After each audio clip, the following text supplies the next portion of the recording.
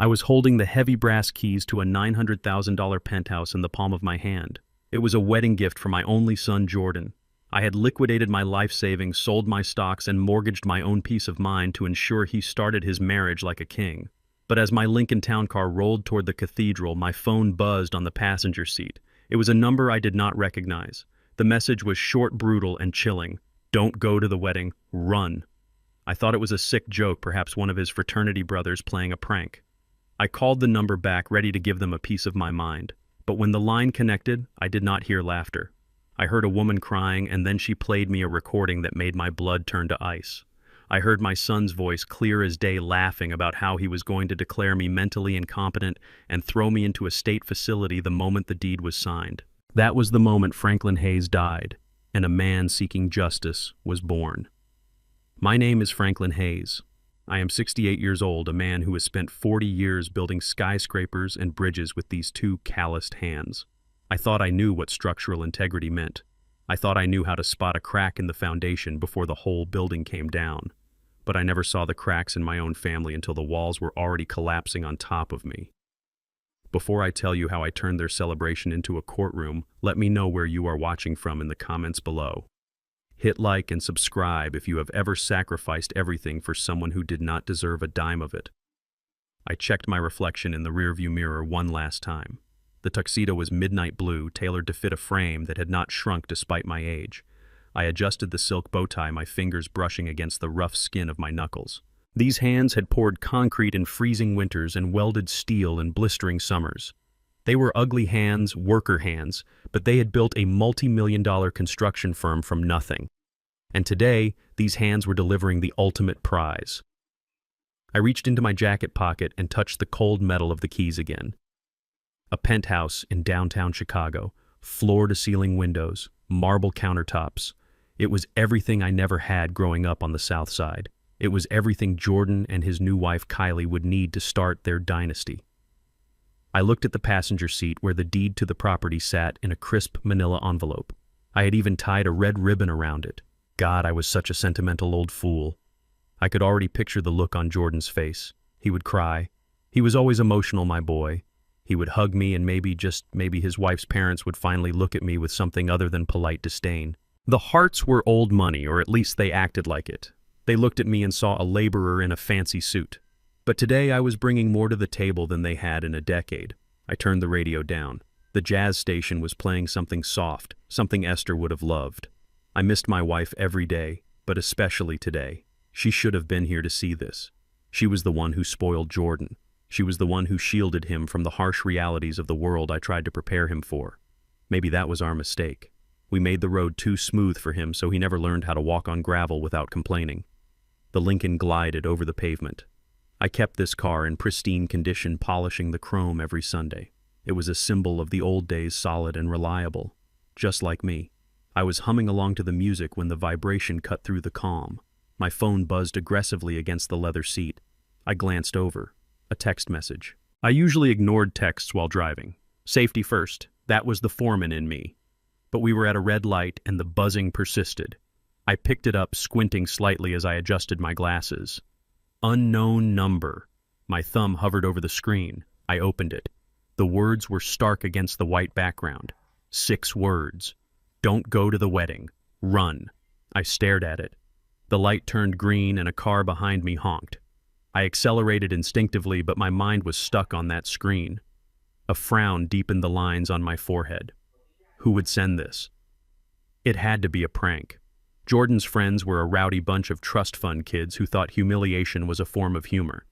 They probably thought it would be funny to spook the old man. Or maybe it was one of Kylie's bridesmaids trying to stir up drama. I felt a surge of irritation rise in my chest.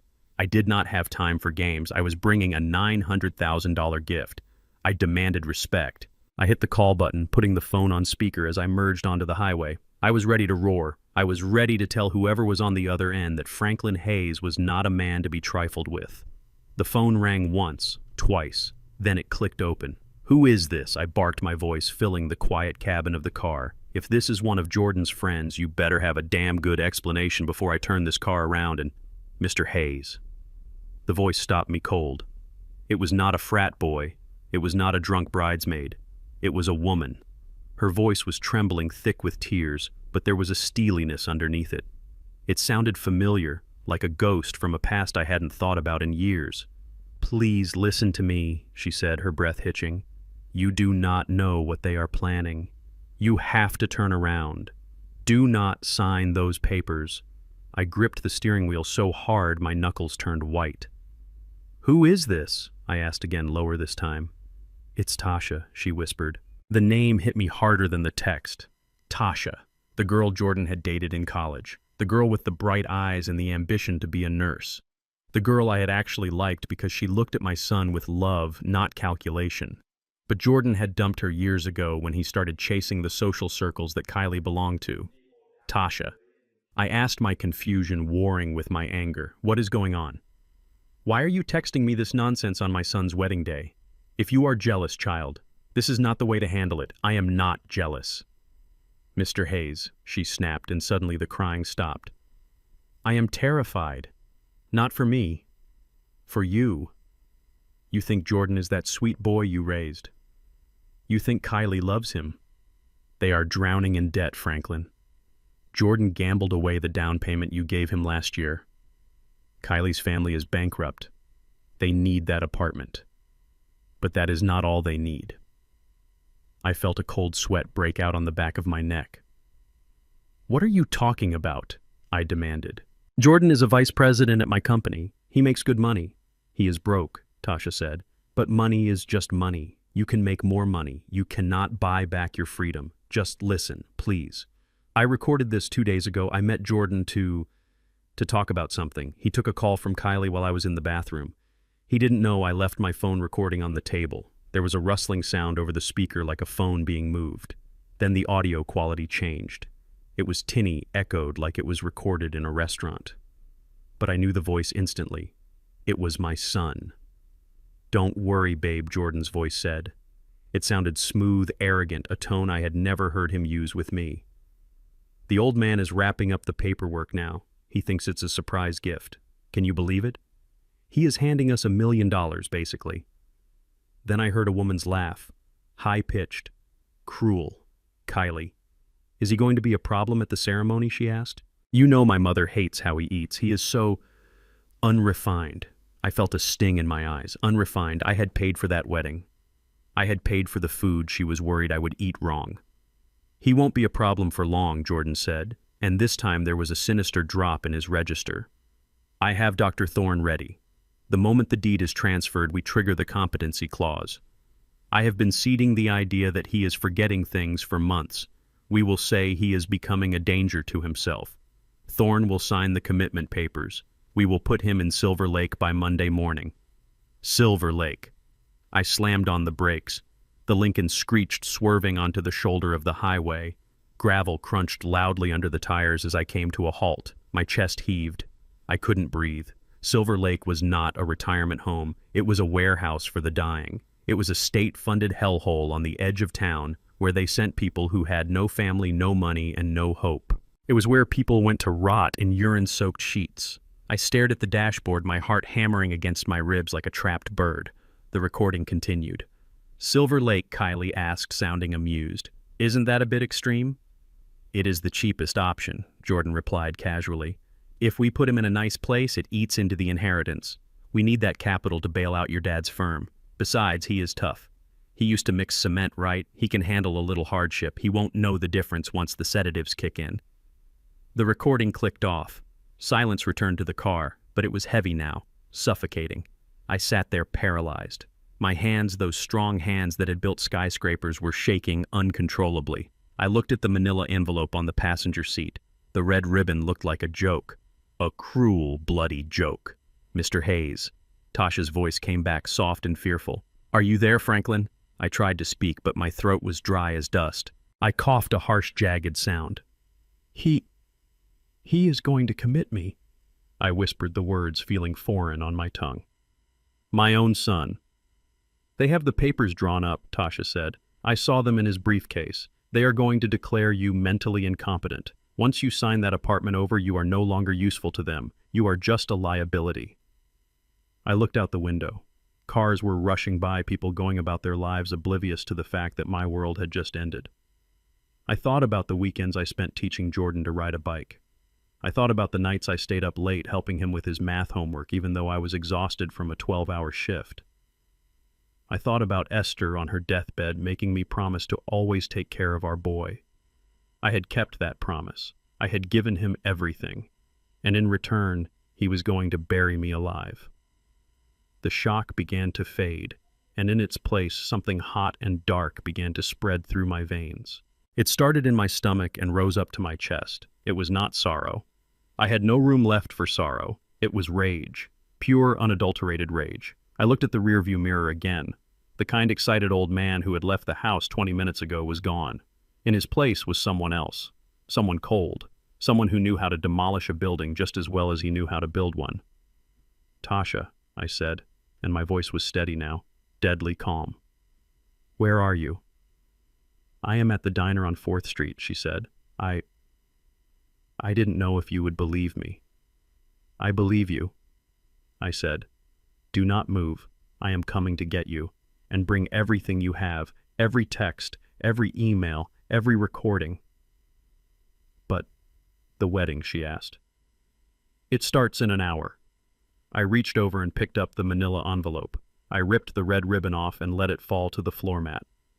"Oh, I am going to the wedding?" I said, my eyes narrowing as I put the car back into gear. I wouldn't miss it for the world. My son is expecting a gift, and I am going to give him one, just not the one he thinks. I hung up the phone and merged back into traffic. The jazz music was still playing soft and sweet. I reached out and turned it off. I needed silence. I needed focus. They wanted to play games with my life. They wanted to take a man who built his fortune from the mud and treat him like trash. They were about to learn a very painful lesson. You do not bring a knife to a fight with a man who owns a wrecking ball. I pressed my foot down on the gas pedal. The Lincoln roared, a beast waking up. I was coming for them. And God have mercy on their souls, because I certainly would not. I pulled my Lincoln into the parking lot of the Rusty Spoon. It was a small diner on the edge of the district, the kind of place with flickering neon signs and windows that had not been cleaned since the 90s. It was the last place anyone from the wedding party would ever be caught dead in, which made it the perfect place for the truth to come out. My hands were still trembling as I turned off the ignition. The engine cooled with a soft ticking sound, a stark contrast to the pounding in my chest. I took a deep breath, trying to summon the composure of the man who had stared down union strikes and city inspectors. I checked my reflection one last time. The fear was gone, replaced by a cold, hard resolve. I stepped out of the car, the humid Chicago air hitting my face, and walked toward the entrance. Inside, the diner smelled of burnt coffee and old grease. It was empty except for a trucker dozing off at the counter and a woman sitting in the far corner booth. Tasha. She looked older than I remembered. The college girl with the bright smile was gone. In her place was a woman with tired eyes and a posture that screamed exhaustion. She was wearing a simple dress, nothing like the designer gowns that would be parading down the aisle at the cathedral right now. But what stopped me in my tracks was not Tasha. It was who was sitting next to her. A little boy. He could not have been more than 3 years old. He was busy coloring on a placemat with a broken crayon. He had dark curly hair and a jawline that I would recognize anywhere. It was the same jawline I saw in the mirror every morning. It was the same jawline Jordan had. The resemblance was so striking it felt like a physical blow to my stomach. I stood there for a moment, gripping the back of a vinyl chair to steady myself.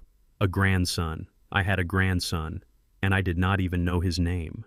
Tasha looked up and saw me. Fear flashed across her face. She immediately put a protective hand on the boy's shoulder. I approached the table, slowly trying not to loom over them. I slid into the booth opposite them. The vinyl squeaked under my weight. For a moment, nobody spoke. The only sound was the scratching of the crayon on paper. "Thank you for coming, Mr. Hayes," Tasha said, her voice barely a whisper. She looked at the door as if she expected a hit squad to burst in. I looked at the boy again. He glanced up at me with big, curious brown eyes. My heart broke and healed all in the same second. "Is he—" I started to ask, but Tasha cut me off. "We do not have time for that, Franklin. Not right now. You need to see this." She reached into her oversized purse and pulled out a thick manila envelope. It looked disturbingly similar to the one I had left in my car, the one containing the deed to the penthouse. She slid it across the sticky table. I stared at it. I did not want to open it. I knew that whatever was inside that envelope was going to destroy the last shred of hope I had for my son. But I was a builder. I dealt in facts and blueprints and concrete realities. I opened the clasp. The first document was a medical report. At the top in bold letters it read, Silver Lake Psychiatric Evaluation. My eyes scanned down the page. Patient name Franklin Hayes. Age 68. Date of evaluation 2 weeks ago. I frowned. I had never been to Silver Lake. I had never been evaluated by a psychiatrist. I looked at the signature at the bottom. Dr. Marcus Thorne. The name sounded vaguely familiar. Then I remembered. 2 weeks ago, Jordan had come to my house for dinner. He had brought a friend, a man he introduced as a specialist in geriatric wellness. Jordan had said it was for insurance purposes. He said, Dad, the company insurance needs a quick checkup to keep your premiums low. Just answer a few questions. I had laughed. I told them I was as fit as a fiddle. We sat in my living room, drank coffee, and the man asked me simple things. What year is it? Who is the president? Can you count backward from 100? I thought it was a formality. I thought my son was looking out for me. I looked back at the paper. The diagnosis was typed in cold clinical font. Early onset dementia, cognitive decline, patient exhibits paranoia and memory loss. Recommendation, immediate assisted living supervision. Power of attorney to be transferred to next of kin. My hands crumpled the edges of the paper. It was a lie, a calculated, malicious lie. They had tricked me in my own home. They had eaten my food, drank my coffee, and smiled in my face while they were writing my social death warrant. He set me up. I said, my voice low and dangerous. Tasha nodded, her eyes full of pity. That doctor is on Kylie's payroll. He owes her father gambling debts. They made a deal. He signs the papers, his debt goes away. And you go away. Why, I asked. Why do they need to lock me up? I gave him the company. I am giving him the apartment. What more does he want? Tasha reached into the envelope again and pulled out a second stack of papers. These were bank statements. Not mine, Kylie's family. The Harts. Look at the dates, Franklin. Look at the balances. I adjusted my glasses.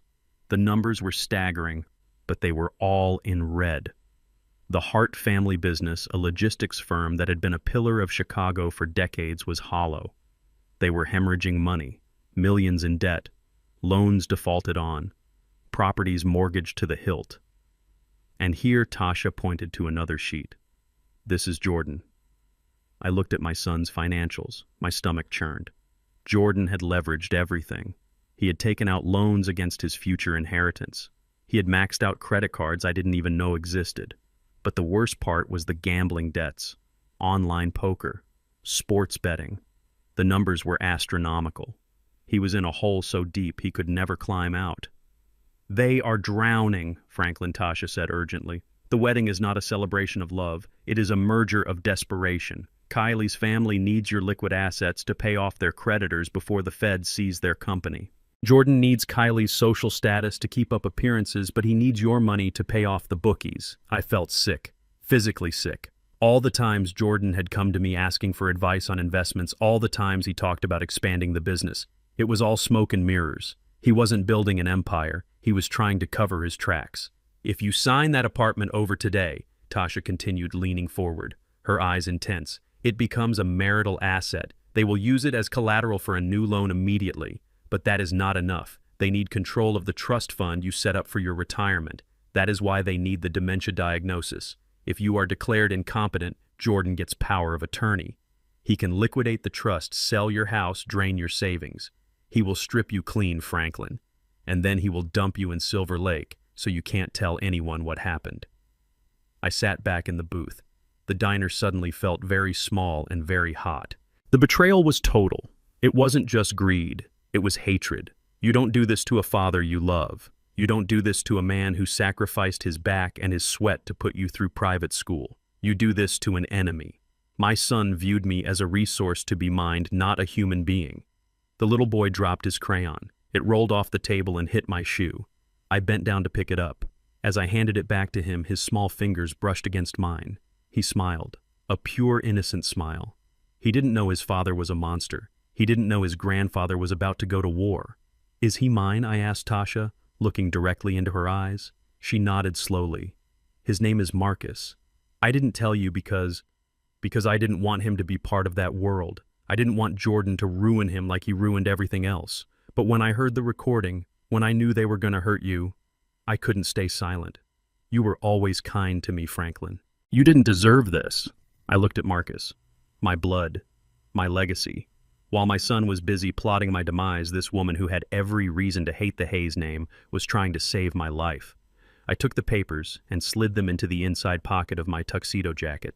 I felt the weight of them against my ribs. It felt like armor. What are you going to do? Tasha asked, her voice trembling again. Are you going to the police? No, I said. Not yet. The police take time. Lawyers take time. And the wedding is starting in 45 minutes. I stood up. I reached into my wallet and pulled out all the cash I had, about $300. I put it on the table. Buy the boy a good meal, I said softly, and then I need you to do something for me.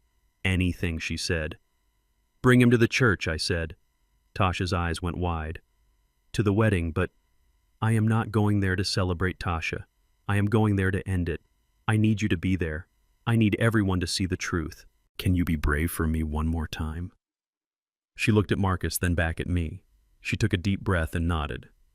I will be there. I turned and walked out of the diner. The sun had dipped lower in the sky, casting long shadows across the parking lot. I got back into my Lincoln. I looked at the passenger seat where the deed to the penthouse still lay. It was no longer a gift. It was a weapon. I started the engine. The radio came on, resuming the jazz track I had paused earlier. I turned the volume up. I needed the rhythm. I needed the energy. I checked my mirrors, put the car in drive, and pulled out onto the road. I drove toward the cathedral. I wasn't driving fast anymore. I was driving with purpose. Every streetlight I passed, every building I saw reminded me of the work I had done in this city. I had built foundations that withstood storms. I had built structures that touched the sky. And now I was going to tear one down. My son wanted a show. He wanted a grand production to mask his rot. Fine, I would give him the performance of a lifetime. I would play the role of the doting, senile old father perfectly. I would smile. I would clap. I would let them think they had won. And then when they least expected it, when the spotlight was brightest and the crowd was biggest, I would pull the rug out from under them. I gripped the steering wheel. The leather felt warm under my calloused palms. I thought about the recording of Jordan laughing. I thought about the unrefined comment from Kylie. I thought about Silver Lake. Let's see how refined you are when you are standing in the rubble of your own lies, I whispered to the empty car. The cathedral spire came into view, piercing the skyline. It was time. Franklin the father was dead. Franklin the builder was here to demolish the house of cards. I pressed the gas pedal and the Lincoln surged forward, carrying me toward the most important appointment of my life. The Grand Elysium Hotel loomed over me like a fortress of glass and steel. It was the kind of place where the air conditioning smelled like old money and the marble floors were polished to a mirror shine that could reflect a man's soul. I pulled the Lincoln up to the main entrance. My heart was beating a slow, heavy rhythm against my ribs. This was not just a wedding venue. It was a battlefield, and I was walking into enemy territory armed with nothing but the truth and a tuxedo that felt suddenly tighter across my chest. A young valet with slicked-back hair stepped forward, but then he hesitated. He looked at the Lincoln, which was pristine but undeniably 10 years old. Then he looked at me. I saw his eyes flick to the color of my skin and then to the driver's seat. He did not open the door. Instead, a large security guard with a headset stepped in front of the car, holding up a hand the size of a catcher's mitt. "Excuse me, sir." The guard said, his voice flat and dismissive. "Deliveries and staff parking are around the back entrance near the loading dock. We need to keep the front drive clear for guests." I rolled down the window. The cool air of the hotel lobby rushed out to meet the humidity of the street. I looked the guard dead in the eye. I did not raise my voice. I did not show the anger that flared in my gut like a match strike. I had dealt with men like this my entire life. Men who looked at a black man in a suit and saw a driver, a waiter, or a servant, but never a guest. "I am not staff," I said, keeping my hands visible on the steering wheel. I am Franklin Hayes, the father of the groom. The guard blinked. He looked back at his clipboard, then at me again. There was no apology in his eyes, only a flicker of annoyance that he had been corrected. Name is on the list, he grunted, stepping aside and waving me through. You can leave the keys with the valet. I stepped out of the car. I handed the keys to the boy, who still looked unsure if he should take them. Treat her gently, son, I said. She has more miles on her than you have on this earth, but she runs smoother than any of these German sports cars. I adjusted my jacket. I felt the weight of the medical papers and the financial documents in my inside pocket. They pressed against my heart like a steel plate. I took a deep breath and walked through the revolving doors. The lobby was filled with flowers, white roses, thousands of them. The scent was overwhelming, cloying, and sweet like a funeral parlor. I spotted Jordan near the grand staircase. He was talking to the wedding planner, looking at his watch with a frantic energy. He looked handsome. I had to give him that. He had his mother's eyes and my chin. But the moment he saw me, the mask slipped. There was no smile. There was no relief. There was only a cold calculation. He excused himself and walked toward me. He did not open his arms for a hug. He did not ask how my drive was. His eyes went immediately to the breast pocket of my jacket. "You are late, Dad," he said, his voice tight. "We have been waiting for the photos. Did you bring it?" He meant the deed. He meant the key to his future. He did not care about the man who held it. I forced a smile onto my face. It felt stiff, like dried clay. Traffic was terrible, son. But yes, I have everything right here. Jordan let out a breath he seemed to have been holding for weeks. Good. Great. Listen, Dad, try not to wander off. Okay, the Harts are very particular about the schedule. And please try to keep the stories about the construction sites to a minimum. Kylie's uncle is a senator. They do not need to hear about pouring concrete. I put a hand on his shoulder. It was a heavy hand. A father's hand. Do not worry, Jordan. I know exactly how to behave. I would not want to embarrass you. He flinched slightly under my touch, then pulled away. Come on. Her parents want to say hello. We walked into the pre-reception room. It was filled with people holding crystal flutes of champagne. The air buzzed with polite laughter, the kind that never reached the eyes. I felt the stares as I walked through the crowd. I was a speck of charcoal in a sea of milk. I held my head high. I had built half the buildings these people worked in. I had earned my place here. Mr. and Mrs. Hart were standing near the open bar. Richard Hart was a tall man with a face that looked like it had been carved out of expensive soap. His wife Victoria was draped in pearls that probably cost more than my first house. They turned as we approached. Their smiles were practiced identical and entirely empty. Franklin Richard boomed, extending a hand that felt soft and damp. So glad you could make it. We were beginning to worry you had gotten lost. The GPS can be tricky if you are not used to this side of town. It was a small dig, a tiny needle prick, assuming I did not know my way around the wealthy district. I shook his hand firmly. I know this city like the back of my hand, Richard. In fact, my company laid the foundation for this very hotel back in '92. I know exactly where I am standing. Victoria Hart chimed in, tilting her head to the side as if she were observing a trained animal. Well, aren't you just full of surprises? You look so clean, Franklin. Remarkably dignified for someone of your background. We were expecting someone a bit more rough around the edges. Jordan tells us you worked with your hands. There it was. The insult wrapped in a compliment. She said clean as if she expected me to be covered in dirt. She said dignified as if it were a miracle for a black man to wear a tuxedo. The old Franklin, the one who fought for civil rights in the '60s, wanted to tell her exactly where she could shove her pearls. But the new Franklin, the one playing a long game, swallowed the bile rising in his throat. I smiled, a slow, polite smile that showed too many teeth. Soap and water are cheap, Victoria, even for us laborers, and hard work tends to polish a man, not dirty him, unlike inherited money, which sometimes leaves a stain that no amount of bleach can remove. Her smile faltered. She blinked, unsure if she had just been insulted. Richard cleared his throat loudly. Yes, well, quite. We are just happy you are here to support the children. We know the gift you are providing is substantial. It will go a long way to helping them secure their standing. They did not mention the apartment. They mentioned the standing, the status. That was all that mattered to them. They were vampires, and I was the blood bag. Suddenly I remembered the plan. I remembered the medical papers in my pocket. If I wanted to trap them, I had to make them believe their own lie. I had to become the senile old man they wanted to institutionalize. I let my eyes glaze over slightly.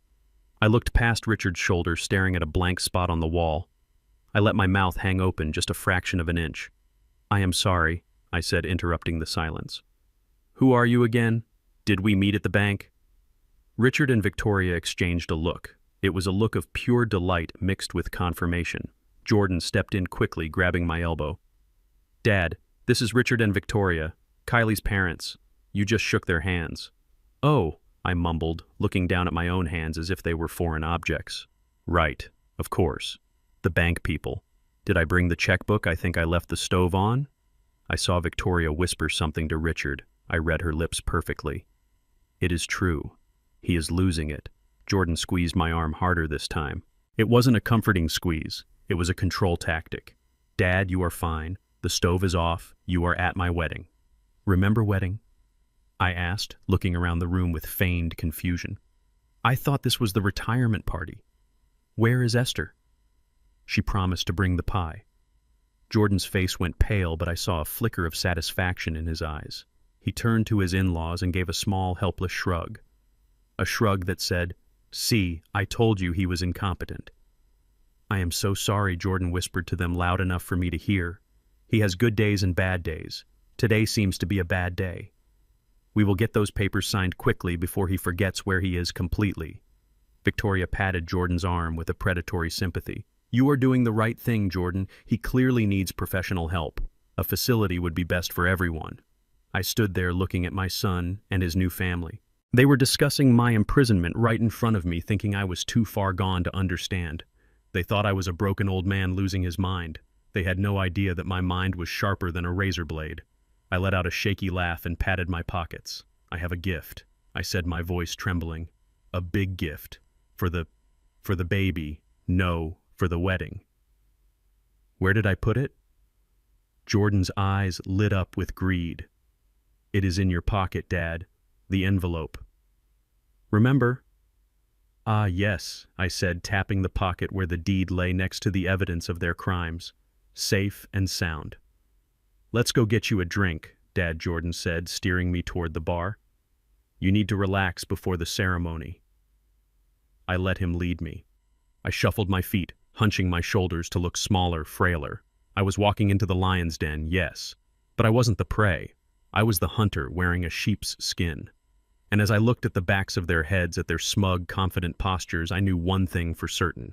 By the time this night was over, they would wish I really had forgotten everything, because what I was about to do was something they would remember for the rest of their miserable lives. I took a glass of water from the bartender, my hand shaking just enough to spill a few drops. "Oops," I said, softy. "Clumsy me." "Careful, old man," Richard Hart muttered under his breath as he walked away. "Do not make a mess." I watched him go. "Oh, Richard," I thought, "the mess hasn't even started yet. But when it does, none of you will be able to clean it up." The groom's suite was located down a long corridor lined with velvet wallpaper. As I approached the heavy oak double doors, I could hear the raucous laughter spilling out into the hallway. It was the sound of young men who had never known a day of hard labor in their lives. It was the sound of privilege. I paused for a moment, my hand hovering over the brass handle.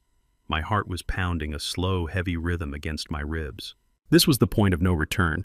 Once I walked through these doors, I would confirm what my ears had heard on the recording, or I would find some miraculous explanation that would save my son's soul. I pushed the doors open.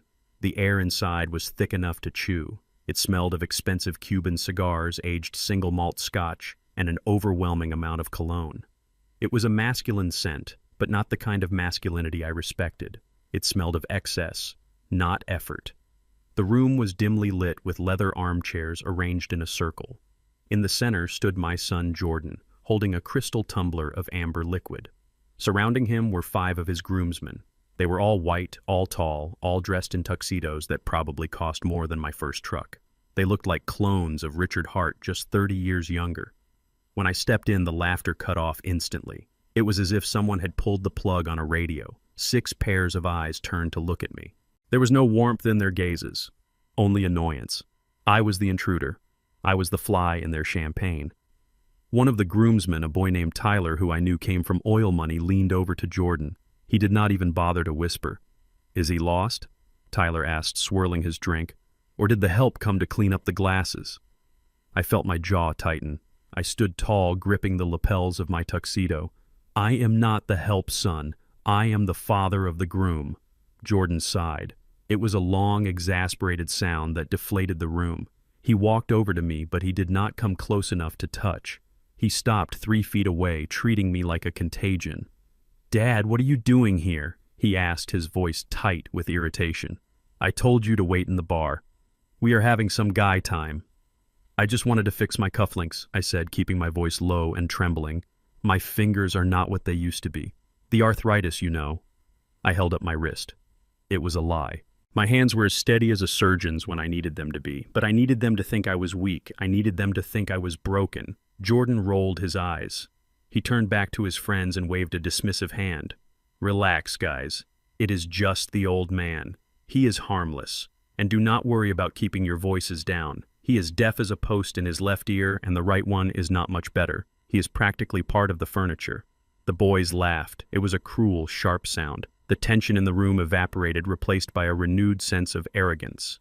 They believed him. They believed I was just a senile, deaf old relic who had wandered in by mistake. "Just sit in the corner, Dad," Jordan said, pointing to a chair in the shadows far away from their circle. "Try not to fall asleep." I nodded obediently. I shuffled over to the chair and sat down. I lowered my head, pretending to fiddle with my cufflink. But my eyes were wide open. My ears were tuned to a frequency they could not even imagine. I became invisible. And that is when the real conversation began. So Jordan Tyler said, raising his glass in a mock toast, "To the merger. And I do not mean the marriage. I mean the acquisition of the Hayes estate."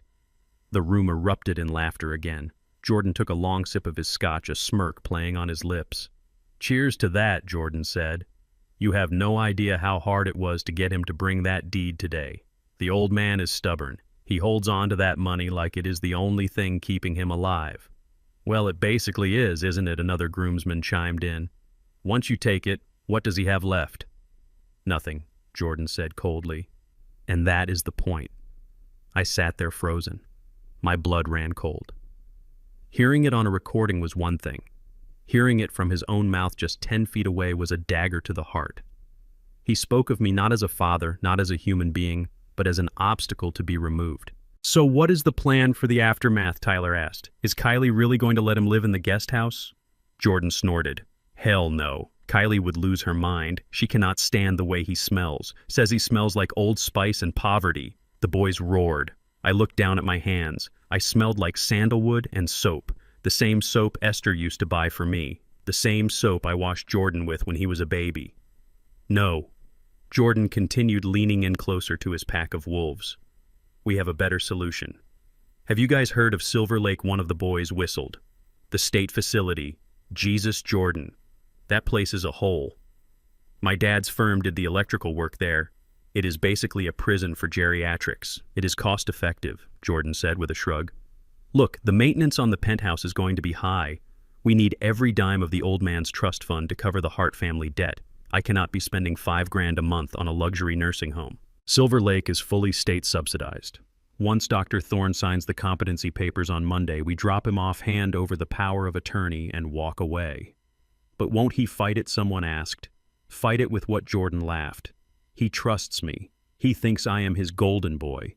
He thinks I am doing this for his own good. By the time he realizes what is happening, he will be sedated and sitting in a rec room watching Static on a TV from 1990.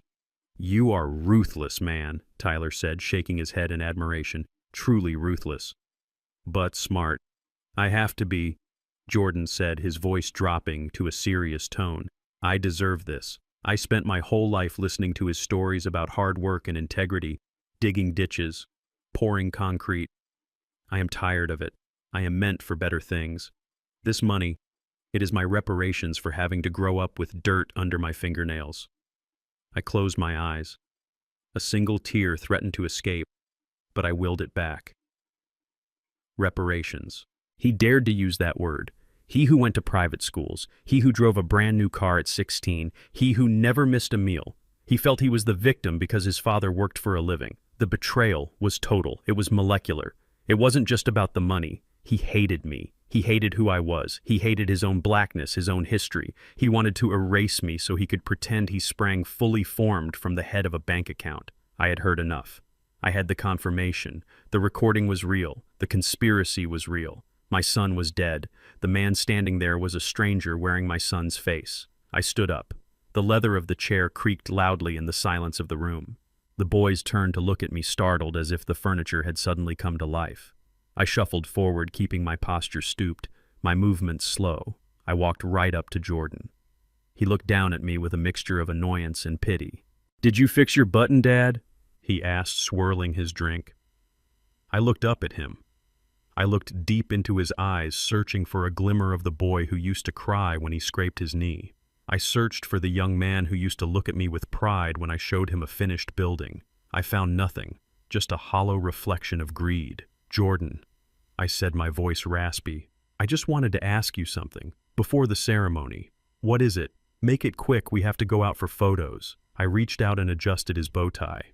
My hands were rough against the fine silk. "Do you remember what I told you when your mother died?" I asked. "Do you remember what I said about family?" Jordan sighed, rolling his eyes toward the ceiling. "Dad, please, not now." I said that family is the only foundation that matters. I continued, ignoring him. I said that money is just paper and buildings are just stone. But blood is what binds us. "Do you remember that?" "Yeah, Dad, I remember," Jordan said, his voice dripping with condescension. "Family first, got it." "And are you happy, son?" I asked softly. "Are you doing this because you love her? Because you love this life? Or are you doing this because you think it will make you whole?" Jordan looked at me. For a split second I saw a flicker of hesitation, a tiny crack in the armor. But then he looked at his friends. He looked at the expensive scotch in his hand, and the mask slammed back into place. "I am happier than I have ever been, Dad," he lied. He looked me right in the eye and lied without blinking. "And I am doing this for us, for the family legacy." I stared at him for a long moment. I was memorizing his face. I was saying goodbye to my son. "Okay," I whispered. "Okay, good," Jordan said, stepping back and clapping his hands. "Now why don't you go find your seat? The show is about to start." I nodded. Yes, the show. I turned around and walked toward the door. I did not shuffle this time. My steps were a little surer, a little heavier. I could feel their eyes on my back. I could feel their silent mockery. As I reached the door, I heard Tyler whisper, "Do you think he heard us?" "No way," Jordan replied. "Look at him. He probably doesn't even know what year it is." I pushed the heavy doors open and stepped out into the corridor. The cool air hit my face. I took a deep breath, filling my lungs with oxygen. I knew exactly what year it was. It was the year of the reckoning. Jordan thought I was part of the furniture. He thought I was a relic to be discarded. He was about to find out that I was not the furniture. I was the architect, and I had just decided to condemn the building. I reached into my pocket and touched the cold metal of the keys. Then I touched the sharp edge of the medical report. "I understand," I said to the empty hallway. I understood everything. And now I was ready to burn it all down. I straightened my back. The arthritis was gone. The senility was gone. Franklin Hayes was back on the job site, and there was a lot of demolition to do. The ceremony took place in the grand ballroom, which had been transformed into a cathedral of excess. I sat in the front row of the groom's side and looked around at the sheer waste of it all. White lilies were everywhere, thousands of them cascading down the walls and spilling over the edges of the stage. The scent was suffocating. I did the math in my head automatically. I was a contractor. I knew the price of things. $50,000 for flowers that would be dead by tomorrow morning, $10,000 for the string quartet playing in the corner, another $5,000 for the custom silk runners on the aisle. Every dime of it had come from the check I wrote 6 months ago. I had worked double shifts in freezing rain to earn the money that was now being burned on a 3-hour party. But what hurt more than the money was the seating arrangement. On the left side of the aisle, the bride's side was packed with Chicago's elite. Men in Italian suits and women dripping in diamonds. They sat with straight backs and haughty expressions, looking as if they owned the very air we were breathing. On the right side, my side, there were empty rows. And in the few seats that were occupied sat my family. My sister May wearing her Sunday best, which was a polyester dress she had owned for 10 years. My cousin Ray uncomfortable in a rented tuxedo that was too tight in the shoulders. They looked small, they looked out of place, and they looked proud. They were smiling, genuinely happy to see Jordan the boy they had helped raise get married. Then the music swelled. The heavy oak doors at the back of the room swung open. The guests stood up, a rustle of expensive fabric filling the room. Kylie appeared. I had to admit, she looked breathtaking. Her dress was a masterpiece of lace and silk, hugging her figure and trailing behind her like a royal train. But as she walked down the aisle, clinging to her father's arm, I saw something that made my stomach turn. She wasn't looking at Jordan with love. She was scanning the room like a queen surveying her subjects. Her eyes swept over the bride's side and she smiled a bright, triumphant smile. Then her gaze flicked to the right, to my family, to May and Ray. Her smile vanished instantly. Her lip curled just a fraction of an inch. It was a micro-expression gone in a heartbeat, but I saw it. It was a look of pure disgust. She looked at my family, the people who had cooked meals for Jordan, the people who had prayed for him as if they were stains on a pristine white tablecloth. She looked at them like they were dirt she would have to sweep away later. I gripped the armrest of my chair. My knuckles turned white. That look told me everything I needed to know. She did not just want my money. She wanted to erase where that money came from. She wanted the gold, but she hated the mine. She reached the altar and stood next to Jordan. He looked at her with a puppy dog devotion that made me want to scream.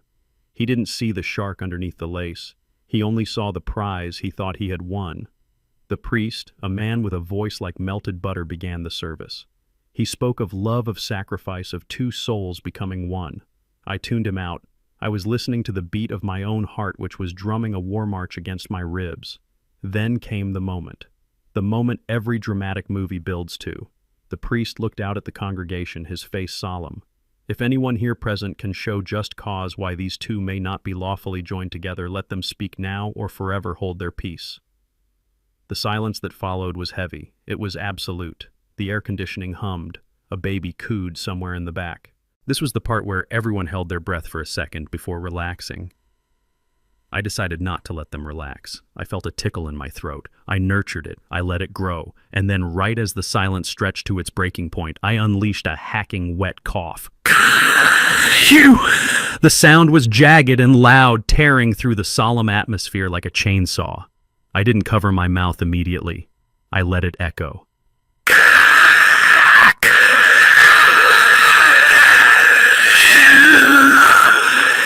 Every head in the room snapped toward me. The hearts looked horrified. Kylie's mother looked like she was about to faint, but I wasn't looking at them. I was looking at Jordan. My son froze. His face went drained of all color. His eyes went wide, darting from me to the priest and back again. I saw the panic rise in his throat. He thought this was it. He thought the senile old man had snapped. He thought I was about to stand up and expose the whole scheme right there at the altar. I could see the sweat breaking out on his forehead, glistening under the stage lights. He looked terrified. I let the cough drag on for another 5 seconds, enjoying his fear. I watched him squirm. I watched him realize just how fragile his plan really was. Then slowly I pulled a handkerchief from my pocket. I wiped my mouth and slumped back into my chair, making myself look small and frail. Sorry I wheezed loud enough for the microphone to pick up. Old lungs, dry air, carry on. I waved a trembling hand at the priest. A ripple of relief went through the room, but it was nervous relief. Jordan let out a breath that shook his whole body. He gave a weak smile to Kylie, but his hands were shaking. He was rattled. Good.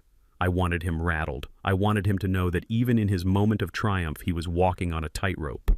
The priest cleared his throat, clearly annoyed, and continued. Do you, Jordan Hayes, take this woman to be your wedded wife, to have and to hold from this day forward? I do, Jordan said.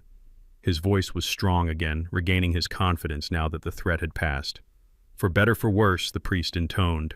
For better for worse, Jordan repeated. I felt the medical report in my pocket burning against my chest. For better, you mean for my money. For worse, you mean until you can lock me away in a state facility. For richer, for poorer, the priest said. For richer, for poorer, Jordan said. Liar, I thought. You are drowning in debt. You are taking a vow of poverty and dragging my family fortune down with you. You aren't marrying for richer or poorer. You are marrying to steal the richness I built. In sickness and in health, the priest said. In sickness and in health, Jordan said. This was the one that made my blood boil. In health.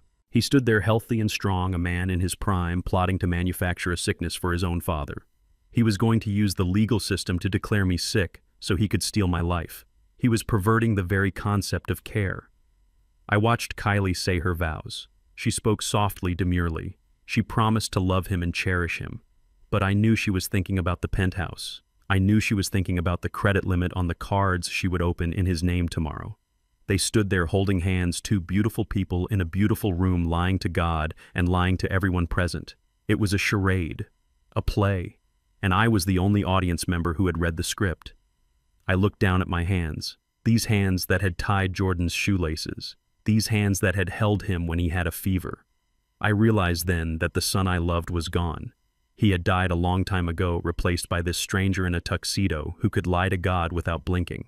The rage inside me settled into something colder, something harder. It solidified like concrete setting in a mold. I wasn't angry anymore. I was resolved. They exchanged rings. The diamonds sparkled under the lights. I now pronounce you man and wife, the priest said. You may kiss the bride. Jordan leaned in and kissed her. The crowd erupted in applause. People cheered. My sister May was wiping tears from her eyes, clapping her hands together, so happy for her nephew. Her joy made the knife in my back twist deeper. She didn't know she was cheering for a robbery. I clapped too. I brought my hands together slowly, rhythmically. I smiled a hollow, vacant smile. Kiss her, Jordan, I thought. Enjoy the applause. Enjoy the spotlight. Because this is the last happy moment you are going to have for a very long time. Jordan turned to face the crowd. His eyes scanned the front row and landed on me. He flashed a dazzling smile, a smile that said, I won. I did it. The money is mine. I smiled back. I nodded my head, playing the part of the proud, doting father. But behind my glasses, my eyes were dead. You haven't won anything yet, boy, I whispered to myself under the roar of the applause. The ceremony is over, but the trial is just beginning, and you have no idea that the judge is sitting right in the front row. The reception hall was a masterpiece of opulence. Crystal chandeliers hung from the ceiling like frozen waterfalls, casting a golden glow over the 300 guests who were busy finding their seats. The tables were draped in silk linens that cost more than my first car. Centerpieces of white orchids stood so tall they blocked the view across the room. It was beautiful, it was expensive, and it was completely segregated. I stood at the entrance holding my place card. Table 19. I scanned the room looking for the number.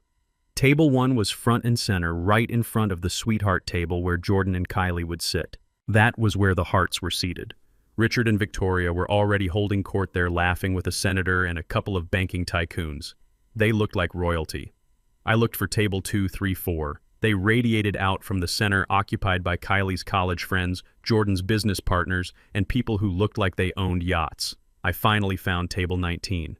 It was in the back corner of the room, shoved up against the swinging double doors of the kitchen service entrance. Every time a waiter burst through with a tray of appetizers, a blast of hot air smelling of garlic and dishwater hit the table. It was the worst seat in the house. It was the seat you gave to the embarrassing uncle you hoped would leave early. I walked over to it. My sister May and my cousin Ray were already there. They looked small and uncomfortable. The table was so far from the stage that you could barely see the head table through the forest of orchids. They put us in the nosebleed section, Franklin Ray whispered, adjusting his tie. I can barely see the boy from here. I sat down. The chair wobbled slightly. Of course it did. It is fine, Ray, I said, forcing a smile. We are near the kitchen. That means we get the food first. I looked across the vast expanse of the ballroom. I saw Jordan sitting next to Kylie. He wasn't looking at me. He was looking at the hearts. He was laughing at something Richard said. He looked like he belonged there. And in his mind, he did. He had traded his seat at our table, the table of family and loyalty, for a seat at their table, the table of transactions and appearances. A waiter bumped into my chair as he rushed past with a tray of shrimp. He didn't apologize. I brushed off my sleeve. This seating arrangement was not an accident. It was a statement. It said, "You paid for this party, Franklin, but you are not part of it. You are the help. You are the bank. Stay in your corner and be quiet." The first course was served. Lobster bisque. It smelled rich and creamy. I picked up my spoon, realizing I hadn't eaten since breakfast. But before I could take a sip, a shadow fell over my table. I looked up. Richard Hart was standing there. He wasn't smiling anymore. Next to him was a man I didn't recognize, a sharp-faced man in a gray suit holding a black leather portfolio. Richard did not greet my sister. He did not greet Ray. He acted as if I was sitting alone. Franklin. Richard said, his voice low and urgent. We need to handle that paperwork now, before the speeches start. The notary is leaving soon. I put my spoon down. My stomach growled, but I ignored it. Now I asked, blinking slowly behind my glasses. I thought we were eating soup. It is lobster, Richard. Very expensive. This will only take a minute, the man in the gray suit said. He placed the portfolio directly on top of my bread plate. I am Mr. Sterling, the family attorney. Jordan asked us to expedite this so you do not have to worry about it later. He opened the portfolio. A thick stack of documents lay there, clipped open to the signature page. What is this again? I asked, squinting at the fine print. Insurance? Richard said quickly. Just standard liability insurance for the apartment. And a rider for the wedding venue, in case anyone slips and falls. You know how litigious people are these days? I leaned in. I didn't need my glasses to read the bold text at the top of the page, even though I pretended to struggle. It did not say insurance. It read, irrevocable power of attorney. And underneath, that transfer of assets and guardianship directive. They were not asking me to insure the apartment. They were asking me to sign away my life. This document gave Jordan full control over my bank accounts, my real estate, and my medical decisions. If I signed this, they could legally drive me from this reception directly to the Silver Lake facility and lock me in. And they were doing it right here, over a bowl of soup. They didn't even have the decency to take me to a private room. They thought I was so stupid, so desperate to please, that I would sign my death warrant between bites of appetizer. I looked at Jordan across the room. He was watching us. He wasn't eating. His eyes were locked on me, his face tight with anticipation. He knew exactly what was happening. He had sent them. My heart hammered against my ribs, but my hands remained on the table. I felt a surge of adrenaline, the kind I used to feel when a cable snapped on a construction site. Time slowed down. I need a pen, I mumbled, patting my pockets. I do not have a pen. Mr. Sterling produced a heavy gold fountain pen instantly. Here, Mr. Hayes. Sign right here, and initial the bottom. I took the pen. It felt heavy and cold. I held it over the paper. My hand began to tremble. I wasn't acting this time. The rage was making me shake, but I channeled it. I amplified it. I made my hand jerk spasmodically like a man whose nervous system was misfiring. Richard watched the pen tip hover over the line. His eyes were greedy. He was practically salivating. Just put your name down, Franklin, he hissed. Just get it done. I lowered the pen. I let the tip touch the paper. But instead of writing, I let my hand slide. I let the tremor take over. I cannot steady it, I stammered. The arthritis. It is bad today. I looked up at Richard. I saw the frustration boiling behind his eyes. He wanted to grab my hand and force it. Here, let me help you, Sterling said, reaching out to steady the document. I jerked my hand back as if startled. In doing so, my elbow knocked into my wine glass. It was a full glass of Cabernet Sauvignon. The glass tipped. Time seemed to freeze. The dark red liquid splashed out in a violent wave. It didn't land on this tablecloth. It landed directly on the open portfolio. Oh no, I cried out, dropping the pen. The wine soaked into the documents instantly. The crisp white pages turned a soggy blood-red purple. The ink began to run. The transfer of assets became a blur of red pulp. Richard jumped back to avoid the splash, cursing loudly. Jesus Christ, Franklin! Look what you did! Sterling snatched the papers up, but it was too late. They were dripping, ruined, useless. I am so sorry, I wailed, grabbing a napkin and dabbing uselessly at the mess. I am so clumsy. I told you. My hands, they just do not listen to me anymore. I looked at Jordan. He had stood up, his napkin clutched in his hand. He looked furious. He looked like he wanted to march over and strangle me. Richard was wiping wine off his expensive suit jacket. His face was redder than the wine. That was the only copy we had with us, Sterling muttered, looking at the sodden mess. We will have to print another one. How long will that take? Richard snapped. I do not have a printer here, Sterling said. I would have to go back to the office, or find the hotel business center. I sat back in my chair, looking mournful. I feel terrible, I said. I just wanted to sign the insurance. Maybe we can do it tomorrow." "No," Richard barked. "Not tomorrow. Today. Sterling, go to the business center. Get it reprinted. We will do this after the speeches." He glared at me with pure hatred. "Do not drink anything else, Franklin. And for God's sake, just sit there and do not move until we come back." I nodded, hanging my head in shame. "I will. I promise. I will just sit here." Richard and the lawyer stormed off toward the exit. I watched them go. I watched Jordan sit back down, downing his glass of champagne in one gulp. He looked stressed. He looked like a man whose timeline was falling apart.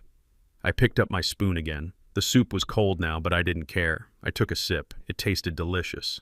It tasted like victory. Ray leaned over to me. "You okay, Franklin?" That was a hell of a spill. I wiped a spot of wine from my thumb. "I am fine, Ray," I said, my voice steady and low. "Never better." I checked my watch. The speeches were scheduled to start in 10 minutes. I had bought myself time. I had destroyed their weapon, and now it was my turn to draw mine. I looked at the empty wine glass. The red stain on the tablecloth looked like a battlefield map. They wanted me to sign away my power. They wanted to silence me. They had made a grave mistake. They had tried to corner a man who had spent 40 years knocking down walls. I wasn't trapped in here with them. They were trapped in here with me. I finished my soup. I needed the energy. I had a speech to give, and I had a feeling that nobody in this room was going to forget it. I adjusted my tie, checked the inside pocket where the real evidence lay safe and dry, and waited for my cue. The show was just getting started. The master of ceremonies, a young man with teeth that were too white and a voice that was too loud, tapped the microphone. He called for silence in the room. "Ladies and gentlemen, please welcome to the stage the father of the groom, Mr. Franklin Hayes." The applause was polite. It was the kind of applause you give to a charity case or a local mascot. It was thin and lacked the thunderous enthusiasm that had greeted the senator earlier. I stood up from my table near the kitchen doors. My chair scraped loudly against the floor, a harsh sound in the sudden quiet. I took my time. I adjusted my jacket, smoothing out the fabric over the pocket that held the evidence of my son's treachery. I picked up my cane. I did not really need it, but it was part of the costume. It was part of the old, frail Franklin they wanted to see. I walked the long distance from the back of the room to the stage. The spotlight hit me blinding and hot. It felt like an interrogation lamp. I could feel 300 pairs of eyes on me. Some were pitying, some were bored, and some, specifically the ones at the head table, were anxious. I climbed the 3 small steps to the stage. I moved slowly, gripping the handrail as if I were afraid of falling. I saw Jordan tense up. He was watching my every move, his knuckles white as he gripped his champagne flute. He was terrified I would trip. He was terrified I would drool. He was terrified I would ruin his perfect tableau. I reached the podium. It was made of glass and chrome, modern and cold. I tapped the microphone. Feedback screeched through the speakers, a high-pitched whine that made the guests wince. "Is this thing on?" I asked, leaning in too close. "Can you hear me?" A few people chuckled nervously. Jordan closed his eyes for a brief second, praying for this to be over. I looked out at the sea of faces. From up here, the segregation was even more obvious. The diamonds on the left side of the room glittered like a galaxy. The polyester on the right side looked dull and flat. But I saw my sister May. She gave me a thumbs up. That was all the strength I needed. I cleared my throat. It was a wet, heavy sound. "My name is Franklin Hayes." I began, my voice scratchy and low. "But you all know me as Jordan's father. Or maybe you know me as the man who sat by the kitchen door." There was an uncomfortable silence. Richard Hart stiffened in his chair. I look around this room tonight and I am amazed. Truly amazed. I see flowers that cost more than my first house. I see wine that costs more than a week of hard labor. I see a room full of people who have never had to worry about where their next meal was coming from. It is a beautiful sight. It really is. I paused, letting the words hang there. My son Jordan. Look at him. Isn't he handsome? He looks like a prince. He looks like he was born in a tuxedo. But I remember a different Jordan. I remember a boy with dirt under his fingernails. I remember a boy who used to come to my construction sites on Saturdays. I looked directly at Jordan. He was staring back at me, his eyes wide, pleading with me to stop, to sit down, to shut up. I remember one winter I continued, my voice gaining a little more strength. It was 1998, the blizzard of the century. I was working on the foundation of the Weston building, double shifts.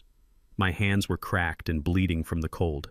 I came home late, exhausted, smelling of wet concrete and diesel fuel.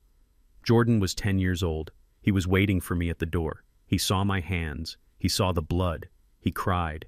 He took my big, rough hands in his small, soft ones, and he kissed my knuckles. He looked up at me with tears in his eyes, and he said, "Daddy, when I grow up, I am going to be rich. I am going to be so rich that you never have to work in the cold again. I am going to buy you a castle." The audience went, "Oh!"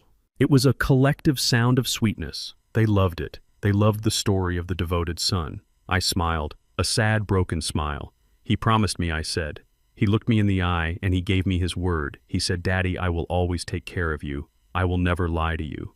Because Hayes men do not lie. That is what I taught him. A man is only as good as his word. If you break your word, you break your foundation. And if the foundation breaks, the house falls down. I leaned onto the podium, my face hardening just slightly.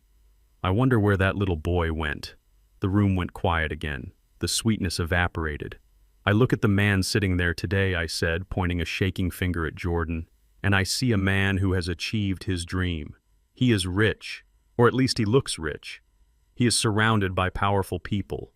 He has a beautiful wife. He has certainly come a long way from the boy who cried over his father's bleeding hands." Jordan shifted in his seat. He took a large gulp of champagne. He knew I was walking a fine line. He knew I was skirting the edge of the truth. But you know, folks, I continued changing my tone to one of philosophical musing. Age is a funny thing. They say the mind goes first. They say old men forget things. They say we get confused. We mix up the past and the present. We forget names. We forget dates. I tapped my temple.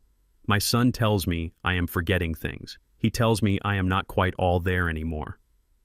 And maybe he is right. Maybe I am just a foolish old man who doesn't understand the modern world. A world where promises are flexible. A world where loyalty is a transaction. A world where family is something you manage like a stock portfolio. I saw Richard Hart whisper something to his wife. They were getting impatient. They wanted the crazy old man off the stage so they could get back to their business deal. "But there is one thing I have not forgotten," I said, my voice dropping an octave. "I have not forgotten the value of $1. And I have not forgotten the value of a soul." I turned my body toward Kylie. She was sitting perfectly still, her face composed in a mask of polite interest. But her eyes were cold. And that brings me to my new daughter, Kylie. The spotlight shifted slightly to illuminate her. She smiled, but it didn't reach her eyes. "Kylie," I said, warmth dripping from my voice like poison honey. "I want to thank you. Truly. I want to thank you for opening my eyes. Before I met you, I thought I knew how the world worked. I thought that love was about sacrifice. I thought that marriage was a partnership of equals. But you, my dear, you have taught me something new. You have taught me that love can be a business strategy. You have shown me that a marriage license is just another form of a merger acquisition." The guests laughed. They thought I was making a joke about her business background. They clapped their hands, delighted by the metaphor. Kylie did not laugh. Her smile faltered. She gripped the edge of the table. "You have shown me the true face of the world." I continued over the applause. "You have shown me that money really can buy anything. It can buy a wedding like this. It can buy flowers that die in a day. It can buy friends who only stay as long as the champagne flows. And most impressively, you have shown me that money can even buy a conscience." I paused. The room was silent. People were starting to realize that this wasn't a standard toast. There was an edge to it, a sharpness that cut. I looked at her parents, the Harts. "Mr. and Mrs. Hart," I said, "you have raised a daughter who knows exactly what she wants and exactly how to get it. You must be very proud. It takes a special kind of talent to look at a person and see only a number. It takes a special kind of strength to walk over others to get to the top. I admire that. I really do. Because in my line of work, we call that a bulldozer." A few gasps rippled through the room. The Harts looked furious. Richard started to stand up, but his wife pulled him back down. "But I digress," I said, waving my hand dismissively. "I am just rambling. Forgive me. The wine, you know." I looked back at Jordan. He was pale. He looked like he was about to be sick. "Jordan," I said, softness returning to my voice. "My son, you wanted to be rich. You wanted to live in a castle. Well, tonight I am going to help you with that. I am going to give you the gift you have been waiting for. The gift that you and Kylie have been working so hard for. The gift that you think will solve all your problems. Jordan sat up straighter. Hope flickered in his eyes. He thought I was finally getting to the point. He thought I was about to hand over the apartment. I reached into my pocket. I saw the hunger in their faces. It was primal. It was disgusting.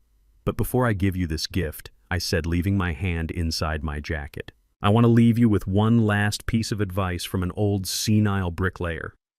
I leaned into the microphone, my voice booming through the hall. You can build a tower to the heavens, Jordan. You can cover it in gold. You can fill it with beautiful people. But if the foundation is rotten, if the ground beneath it is made of lies and deceit, it will not stand. It will fall. And when it falls, it will crush everyone inside. I stared at him. I hope your foundation is strong, son, because the storm is coming. I stepped back from the podium. The room was dead silent. Nobody knew if they should clap. They were confused. Was it a threat? Was it a metaphor? Was it just the rambling of a crazy man? Then slowly I started to clap.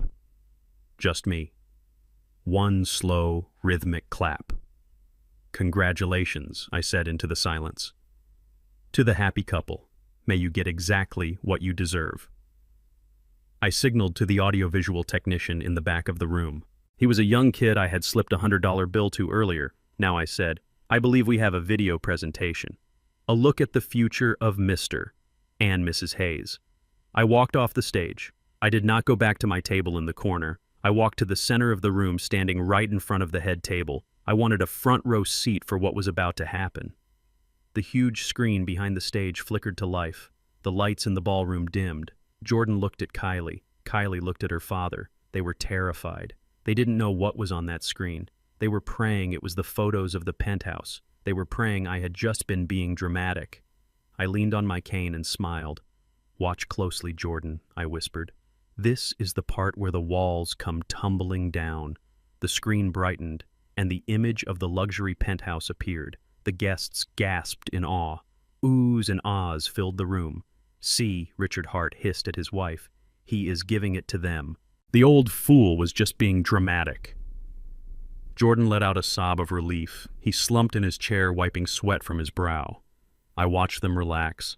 I watched the greed return to their faces. I watched them mentally move into the apartment, mentally spend the money, mentally lock me away. Enjoy it, I thought. Enjoy this one last second of hope, because I am about to snatch it away and show you what hell really looks like. The huge projector screen behind me flickered to life.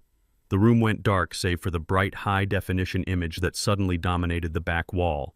It was not a montage of baby photos. It was not a sentimental collection of family memories. It was pure, unadulterated architectural perfection. The image showed the interior of the penthouse at the Millennium Tower. Floor-to-ceiling windows framed the entire Chicago skyline, glittering like a jewelry box against the night sky. The floors were Italian marble polished to a mirror shine. The kitchen featured a waterfall island made of imported granite that I knew for a fact cost more than most people's annual salaries. A collective gasp swept through the ballroom. It was the sound of 300 people simultaneously inhaling with envy. Even the wealthy guests on the bride's side, people who were used to luxury, sat up straighter. This was not just a nice apartment. This was a trophy property. It was the kind of real estate that signaled you had not just arrived, but that you owned the destination. I stood to the side of the screen, leaning on my cane, watching their faces. I saw the exact moment the realization hit them. I saw Victoria Hart lean in close to her husband, her eyes wide and hungry. I could read her lips even in the dim light. She whispered, "Richard, look at that view. That is the South Loop. That building has a 2-year waiting list. The old man is sitting on a gold mine." Richard Hart was staring at the screen with his mouth slightly open. He was doing mental calculations. He was realizing that the man he had treated like a servant was actually a king in disguise. He looked at me, and for the first time all night, there was no disdain in his eyes. There was only respect, the kind of shallow, toxic respect that predators have for bigger predators. I looked at the guests at my table in the back. Ray and May were staring at the screen with their mouths open too, but their expressions were different. They were proud. They were nudging each other, pointing at the details I had told them about years ago when I first drew up the blueprints. They thought this was a triumph for the family. They didn't know it was a trap. I stepped back to the microphone. The image on the screen changed to the master bedroom showcasing a walk-in closet that was larger than my first apartment. "Beautiful, isn't it?" I asked, my voice soft but amplified clearly through the speakers. The room murmured in agreement. "It is a $900,000 property," I continued, letting the number hang in the air. "Fully paid for. No mortgage, no liens, just a clean fresh start for a new family." I saw Kylie's head snap toward me. The number 900,000 seemed to physically hit her. Her posture changed instantly. She wasn't slouching in her chair anymore. She was sitting on the edge of it, her back rigid, her eyes locked on me with a terrifying intensity. It was the look of a starving wolf that had just spotted a wounded deer. I reached into my pocket and pulled out the brass key ring.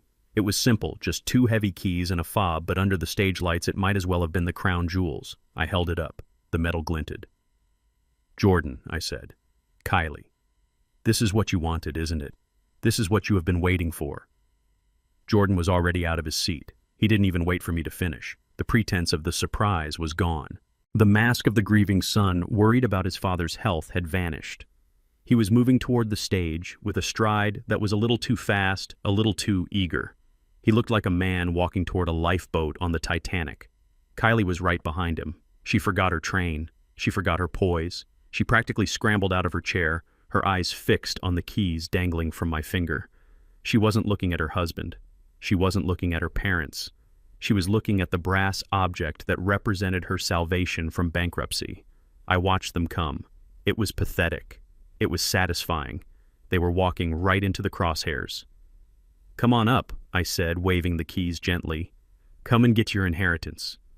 Jordan reached the stairs first. He took them 2 at a time. He was smiling, but it was a manic, sweaty smile. He reached the podium and stood next to me. He was breathing hard. "Dad," he said, his voice breathless. You didn't have to do this. This is too much." He reached out for the keys. His hand was shaking. Not from emotion, but from adrenaline. He could feel the weight of the debt lifting off his shoulders. He could see the gambling markers being paid. He could see the freedom to continue his lie. Kylie arrived a second later. She hooked her arm through Jordan's, playing the role of the supportive wife, but her hand was clawing into his bicep. She looked at me and flashed a smile that was all teeth. "Oh, Franklin," she gushed. "This is incredible. We will cherish it. We will take such good care of it." She reached out too. Her manicured fingers hovered inches from my hand. I let them stand there for a moment.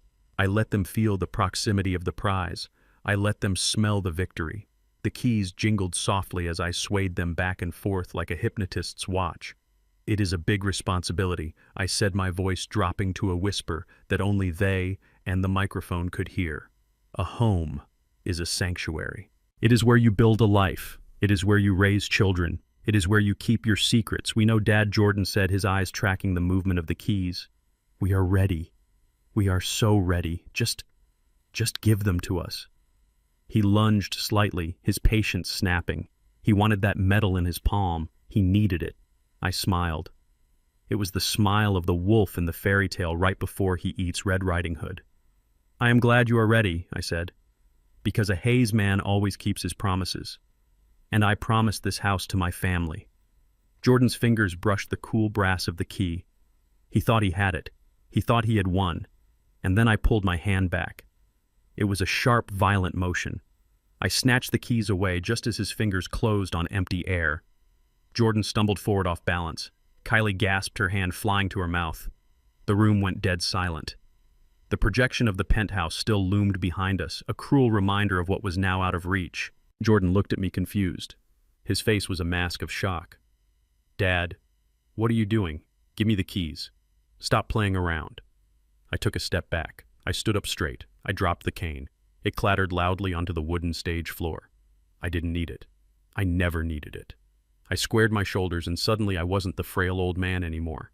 I was Franklin Hayes, the man who could crush a brick with a sledgehammer.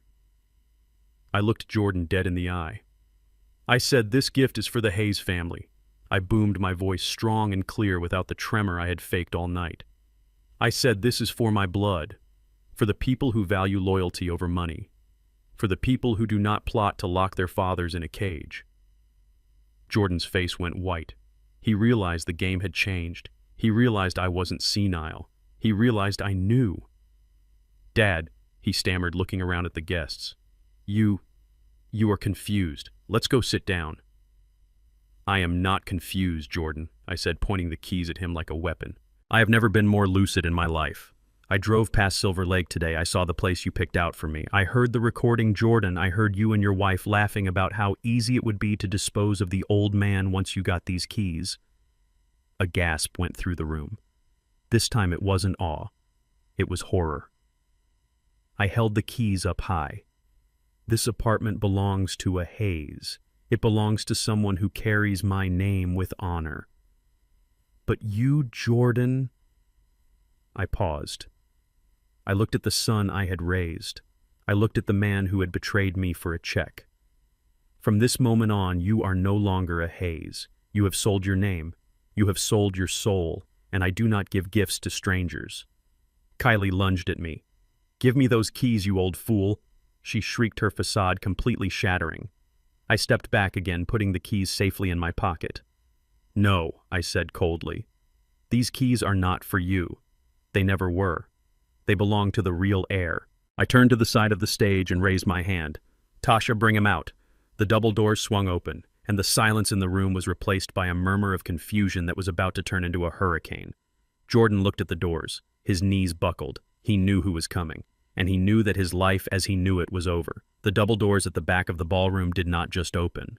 They swung wide as if pushed by the hand of fate itself. The light from the hallway spilled into the dim room, creating a silhouette that stopped every heart in the place. Standing there was Tasha. She was not wearing a designer gown. She was wearing a simple, clean Sunday dress, the kind a woman wears when she wants to be taken seriously. But she did not need diamonds to shine. She held her head high, her spine straight, with a dignity that money could not buy. And in her arms, resting on her hip, was a little boy. I watched the crowd turn. I watched the collective intake of breath as 300 people squinted into the light. Tasha stepped forward, walking down the center aisle, the same aisle Kylie had walked down only an hour ago. But where Kylie had walked with arrogance, Tasha walked with purpose. As she moved into the light of the chandeliers, the room gasped. It wasn't a polite gasp. It was a sound of shock. Because the boy in her arms was not just any child. He was a mirror image of Jordan. He had the same nose, the same chin, the same eyes that I used to look into when I tucked my son into bed 30 years ago. The resemblance was so strong it was almost violent. It slapped you in the face. There was no need for a DNA test. There was no need for a legal argument. Biology was shouting the truth from the rooftops. I looked at Jordan. He was gripping the podium, his knuckles white. He looked like he had seen a ghost. His mouth opened and closed, but no sound came out. He knew. Of course he knew. He had abandoned them to chase a higher tax bracket, but he knew exactly who they were. Kylie was staring at the child with a look of pure horror. Her perfect wedding, her perfect merger was dissolving right in front of her eyes. She looked at the boy, then at Jordan, then back at the boy. I saw the calculation in her eyes. She was doing the math. A child meant child support. A child meant a claim on the estate. A child meant her slice of the pie just got significantly smaller. Tasha reached the foot of the stage. She did not look at Jordan. She looked at me. She nodded, a small, brave movement. She was terrified, I knew that. But she was doing this for her son. I walked to the edge of the stage and reached down. Come here, Marcus, I said, my voice soft. The little boy reached out his chubby arms. I lifted him up effortlessly. He felt heavy and solid. He felt like the future. I held him close, smelling the baby shampoo and innocence. He looked out at the crowd, blinking in the bright lights, completely unaware that he was the hammer about to shatter his father's glass house. I turned back to the microphone, shifting Marcus to my hip. I looked at Jordan, who was trembling so hard the podium was shaking. Ladies and gentlemen, I said, my voice booming through the silence. I told you that Hayes men do not lie. I told you that we honor our blood. I gestured to the boy in my arms. Meet Marcus Hayes. My grandson. The room erupted. Whispers turned into shouts. People stood up in their chairs to get a better look. The Harts. Kylie's parents looked like they were having simultaneous strokes. Richard Hart was purple. Victoria Hart was fanning herself frantically with a napkin. Jordan finally found his voice. It was a high, strangled screech. No, no, this is a lie. That is not my kid. I looked at him calmly. Jordan, look at him. He has your face. He has my father's eyes. Do not insult the intelligence of everyone in this room. Jordan lunged forward, pointing a shaking finger at Tasha. She is a stalker. She is crazy. That is a bastard child. I have nothing to do with him. The word hung in the air. Bastard. It was an ugly, archaic word, a word used by weak men to disown their responsibilities. I stepped between Jordan and the boy, shielding Marcus with my body. "Do not use that word," I growled, my voice dropping to a dangerous register. "The only thing that makes a man a bastard is his actions, Jordan. And by that definition, you are the only one on this stage." I turned to the crowd, raising my voice again. "You witnessed my son marry a woman for her status. You witnessed him try to steal my property. But what you did not know is that he abandoned his own flesh and blood to do it. He left this boy and his mother with nothing so he could pretend to be a bachelor for his new rich friends." I looked at Kylie. She was frozen. "And now, for the distribution of assets," I announced. I reached into my pocket and pulled out the deed to the penthouse again. "This apartment," I said, holding the paper up, "was bought with money I earned from 40 years of sweating in the sun. It was meant for my legacy." I handed the paper to Tasha. She took it, her hands shaking, tears streaming down her face. "This house belongs to Marcus Hayes," I declared. "And furthermore, effective immediately, I have transferred 50% of my voting shares in Hayes Construction into a trust for this boy." Jordan let out a sound like a wounded animal. 50%. "You cannot do that. That is my company. I am the vice president." "Not anymore," I said coldly. "You cannot run a company built on integrity when you have none." Jordan looked wild. He looked around the room seeking allies. He looked at the Harts. "Richard, do something. He is senile. He is crazy. This is all a delusion. You cannot let him give our assets to some stranger." I laughed. It was a dry, harsh sound. "Stranger?" I asked. "No, Jordan. The only stranger here is you." But Jordan wasn't done. He was cornered, and like a rat, he was biting back. "You are lying, Dad. You are making this up to hurt me because I am marrying a white woman. That is it, isn't it? You are a racist old man. You cannot stand that I married up. You cannot stand that I left the hood." He was playing the race card. He was trying to turn the room against me by appealing to the white guest's guilt. It was a desperate, disgusting move. I saw the Harts nodding. Yes, that must be it. The old man is prejudiced. I shook my head slowly. I handed Marcus back to Tasha and signaled for her to step back. "You think this is about race, Jordan? You think this is about who you married?" I pulled my phone out of my pocket. I tapped the screen. "It has nothing to do with who she is, son. It has everything to do with who she thinks I am." I held the phone up to the microphone. "Let's listen to what your blushing bride had to say about me just 2 days ago." I pressed play. The speakers crackled for a second, and then Kylie's voice filled the ballroom. It was loud, it was clear, and it was venomous. The recording started mid-sentence. "God, Jordan, how long do we have to wait? I cannot stand being around him. He smells like cheap cologne and old people." Then Jordan's voice. "Just until Saturday, babe. Once he signs the deed, we are done." Then Kylie again. And she laughed. A cruel, high-pitched laugh. "Good. Because I do not want that old black man anywhere near our new apartment. He will bring down the property value just by standing in the lobby. Get his money, get the keys, and then throw him in the loony bin. I want his dirty money washed clean before it hits our accounts." I stopped the recording. The silence that followed was heavier than anything I had ever felt. It wasn't just quiet. It was a vacuum. The air had been sucked out of the room. Every single person in the ballroom was staring at Kylie. Her face had gone from pale to a sickly shade of gray. Her mouth was open in a silent scream. I looked at the Harts. Richard was staring at his daughter as if she had just grown a second head. Not because he disagreed with her, perhaps, but because she had been caught saying the quiet part out loud. She had exposed their ugly, rot-filled hearts to the entire city. I looked at the guests on the bride's side, the wealthy, polite society. They looked down at their plates. They shifted in their seats. They were uncomfortable, not because of the racism, but because it was so crude, so undeniable. I looked at Jordan. He was destroyed. He knew there was no coming back from this. He had tried to paint me as the villain, and I had just played his wife's true voice for the world to hear.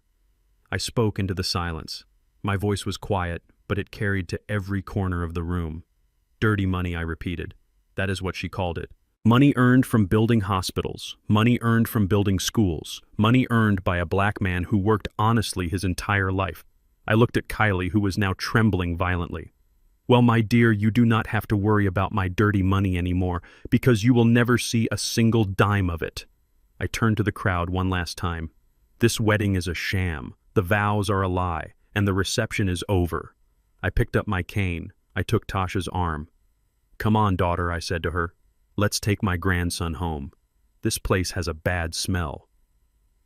I walked off the stage, leaving Jordan and Kylie standing in the ruins of their life, while the guests watched in stunned, horrified silence. The truth was out, and it was uglier than anyone could have imagined. The echo of Kylie's voice calling me a dirty old man faded from the speakers, leaving a silence so profound it felt like the air had been sucked out of the room. But nature abhors a vacuum, and violence abhors silence. The shock that had paralyzed the room shattered in an instant. The first person to move was Richard Hart. I watched him from the stage. The man was a pillar of the Chicago business community. He was used to boardrooms, golf courses, and polite conversations where insults were wrapped in layers of etiquette. But tonight he had been stripped naked. His bankruptcy was exposed. His daughter's bigotry was broadcast. His desperation was laid bare for all his wealthy friends to see. The veneer of civilization cracked, and the animal underneath clawed its way out. He let out a roar of pure, impotent rage. His face, usually a mask of composed arrogance, turned a shade of purple that looked dangerous. He didn't look at his wife. He didn't look at his sobbing daughter. He looked at me. He looked at the black man standing on the stage who had dared to pull the curtain back on his pathetic little Wizard of Oz act. Cut the mic. Richard screamed, his voice cracking. Turn it off. Somebody get that lunatic off the stage. He did not wait for security. He did not wait for the police. He charged. He knocked over his chair, sending it clattering across the dance floor. He ran toward the stage steps, his expensive Italian loafers slipping on the polished wood. He looked ridiculous, a heavy-set man in a tuxedo trying to be an action hero, but he was dangerous because he had nothing left to lose. I did not move. I did not flinch. I stood with my hands clasped behind my back, watching him come. I had faced down union busters in the 80s. I had faced down angry foremen and corrupt inspectors. A bankrupt socialite with high blood pressure did not scare me. Richard scrambled up the stairs, his eyes bulging. "Give me that microphone, you son of a bitch," he shouted, reaching for me. But he never reached me. From the shadows of the stage wing, a figure stepped out. It was Marcus, the head of the private security team I had hired 3 days ago. Marcus was 6'5", built like a linebacker, and he moved with the silent grace of a predator. He stepped in front of me just as Richard lunged. Marcus didn't hit him. He didn't have to. He simply extended one massive arm, his hand open, and caught Richard by the chest. It was like watching a fly hit a windshield. Richard stopped dead in his tracks. The breath left his body in a wheezing gasp. Sir Marcus said, his voice calm and deep. "I am going to have to ask you to step back." "Do you know who I am?" Richard sputtered, trying to push past the wall of muscle. "I own this town. I will have your badge. I will have your job. You do not own anything." "Richard," I said from behind Marcus, "not anymore. And Marcus here doesn't have a badge. He works for me. And unlike you, I pay my employees." Richard stared at me, his chest heaving. He looked at the crowd. He saw the cell phones out. He saw the flashes going off. He realized he was becoming a viral moment. He slumped defeated and let Marcus escort him back down the stairs like an unruly child being sent to timeout. But while Richard was a spent force, the real danger was closer. I turned my attention back to Jordan, my son. He was standing at the podium, gripping the edges so hard I thought the glass might shatter. He was vibrating. Sweat was pouring down his face, ruining his makeup, soaking his collar. He looked at Kylie, who was weeping into her hands. He looked at the empty spot where Tasha and his son had been. He looked at the screen behind us, where the image of the penthouse still mocked him. His world had collapsed in the span of 10 minutes, and he couldn't handle it. He didn't have the spine to handle it. He had spent his whole life being protected first by me, then by his mother, then by the lies he told himself. Now there was no protection. There was only the truth, and it was burning him alive. He turned to me. His eyes were red, wild, and full of hate. It was a look I had never seen on him before. It wasn't the look of a son. It was the look of a cornered rat.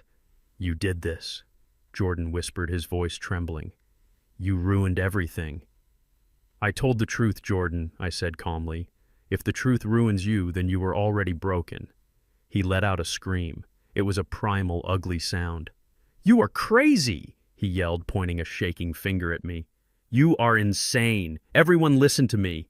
My father has dementia. He is having an episode. He doesn't know what he is saying. He was still trying to sell the lie. He was clinging to the wreckage of his plan even as it sank. Jordan, stop, I said, my voice hardening. It is over. It is not over, he shrieked. He stepped away from the podium. He walked toward me. His hands were balled into fists.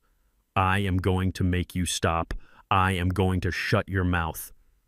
He swung.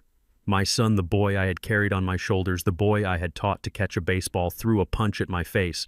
It was a clumsy punch. A telegraphed, weak swing fueled by alcohol and panic. But the intent was there. He wanted to hurt me. He wanted to physically strike the father who had given him life. I didn't need Marcus for this. This was family business. I stepped to the left, a simple, small movement. Jordan's fist sailed past my ear, hitting nothing but air. His momentum carried him forward off balance. He stumbled his expensive shoes, losing traction. I reached out with my left hand and grabbed his wrist. I didn't squeeze hard, just enough to control him. I pulled him upright. We were face to face, inches apart. I could smell the expensive scotch on his breath. I could see the dilated pupils of his eyes. He tried to pull away. Let go of me, old man, he spat. I looked at his hand. Soft, manicured. A hand that had never held a shovel. A hand that had never built anything. You want to fight, Jordan? I asked, my voice low and dangerous. You want to use your hands. Let me show you what a working man's hand feels like. I released his wrist. And before he could react, I brought my right hand across his face. It wasn't a punch. I would never punch my son. It was a slap. An open-handed slap delivered with the weight of 68 years of labor behind it. Crack! The sound was like a gunshot. It echoed through the silent ballroom, bouncing off the high ceilings and the crystal chandeliers. Jordan's head snapped to the side. He spun around, his legs giving out, and he fell to his knees on the hard wood of the stage. He held his cheek. He looked up at me, his eyes wide with shock. He had never been hit in his life. We didn't believe in corporal punishment. We believed in talking. But words had failed. I stood over him, rubbing my stinging palm. My heart was breaking, but my face was stone. That I said, my voice trembling slightly with adrenaline. Was for your mother. That was for the woman who starved herself so you could have new sneakers. That was for the woman whose memory you insulted by turning into a thief. Jordan stared at me. A trickle of blood ran from his lip. He looked small. He looked like a child again. But instead of remorse, I saw the gears turning in his head. He saw an opening. He looked out at the audience. He pointed at me with a shaking hand. See, he screamed, his voice hysterical. See, he is violent. He attacked me. He is dangerous. He needs to be committed. Call the police. He belongs in Silver Lake. He was doubling down. He was using the slap as proof of my insanity. I shook my head. You just do not know when to quit, do you, son? I reached into the inside pocket of my tuxedo one last time. I pulled out the envelope Tasha had given me in the diner. The envelope that contained his doom. I walked over to where he was kneeling. I stood tall, casting a long shadow over him. You want to talk about Silver Lake? I asked, my voice amplified by the microphone I was still holding. You want to talk about commitment papers? I pulled the documents out of the envelope. They were crisp and white. Let's talk about Dr. Marcus Thorne, I said, reading the name loud and clear. Jordan froze. The color drained from his face so fast he looked like a corpse.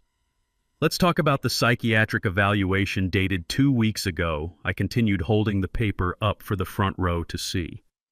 An evaluation that says I have advanced dementia. An evaluation that recommends immediate institutionalization. I looked at the crowd. There is just one problem, I said. I have never met Dr. Marcus Thorne. I have never been to his office. And 2 weeks ago, on the date this report was signed, I was in Florida inspecting a job site for a friend.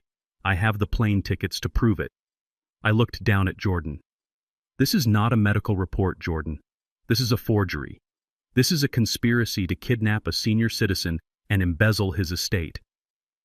Jordan tried to speak, but only a squeak came out. I threw the papers. I didn't hand them to him. I threw them into the air, the white sheets scattered like confetti raining down on Jordan's head. They landed on his shoulders, on the floor, on his lap. He was buried in the evidence of his own crime. "Who is the crazy one here, Jordan?" I asked, my voice rising to a crescendo.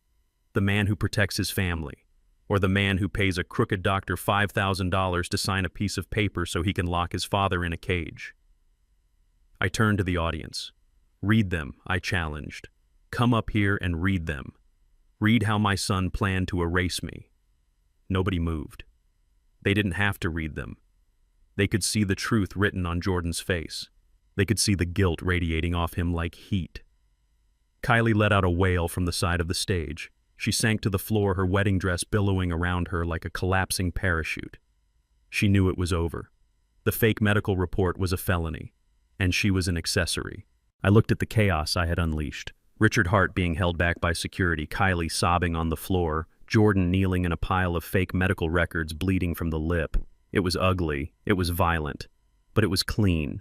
It was the demolition of a rotten building. And now that the dust was clearing, I could finally see the ground. I adjusted my tie. I picked up my cane. "I am done talking," I said into the microphone.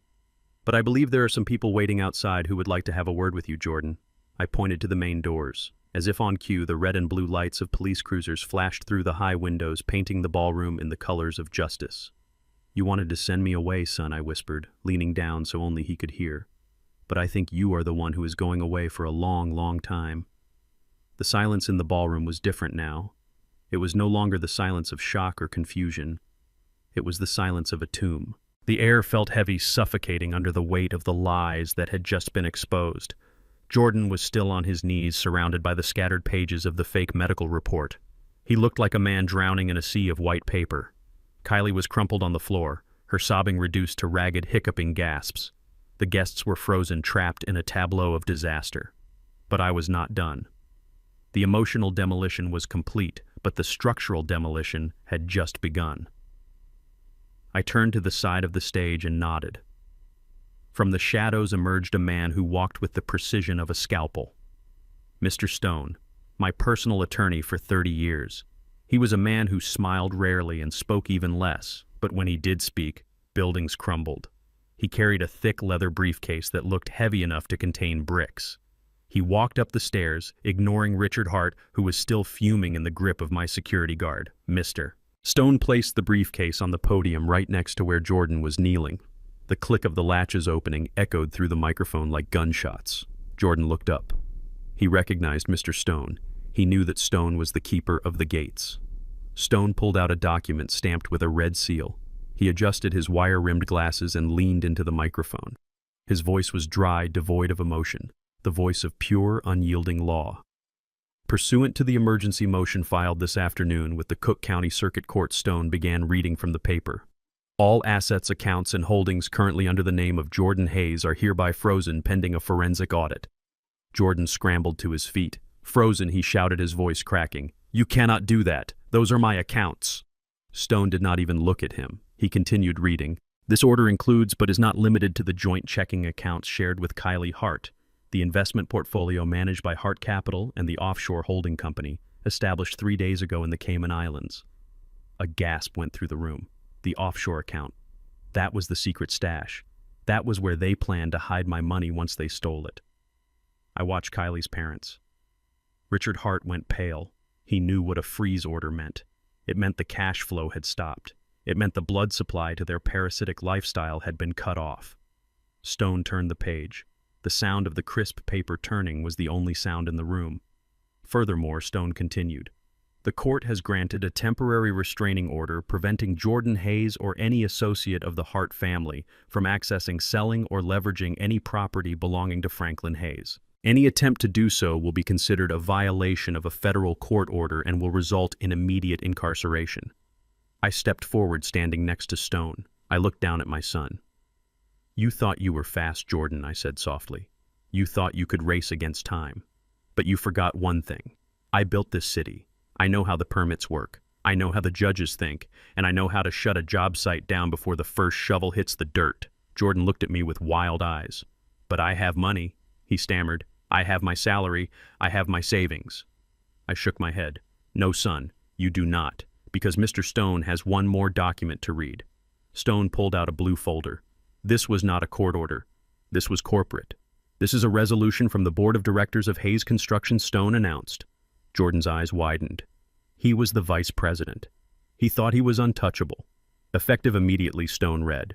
Jordan Hayes is relieved of his duties as vice president of operations. His employment is terminated for cause. Terminated, Jordan screamed. You cannot fire me. I am the heir. I run the day-to-day operations. The specific cause, Stone continued, ignoring the outburst, is violation of the morality clause found in Section 4 of the company bylaws, specifically engaging in criminal conspiracy to defraud the company founder and falsifying medical records for personal gain. Stone looked up over his glasses. You are fired, Mr. Hayes. Your company car has already been towed from the parking lot. Your company credit cards have been deactivated, and security is currently boxing up your personal effects at the office. Jordan slumped against the podium. He looked like he had been physically punched in the gut. His identity was gone. He wasn't the rich vice president anymore. He wasn't the golden boy. He was just an unemployed man in a tuxedo he could no longer afford. But I wasn't finished. I wanted to make sure there was no stone left unturned. I wanted to make sure the rot was completely excised. I took the microphone from the stand. You see, Jordan, I said, addressing him but speaking to the whole room. You made a mistake. You thought the money was yours. You thought the power was yours.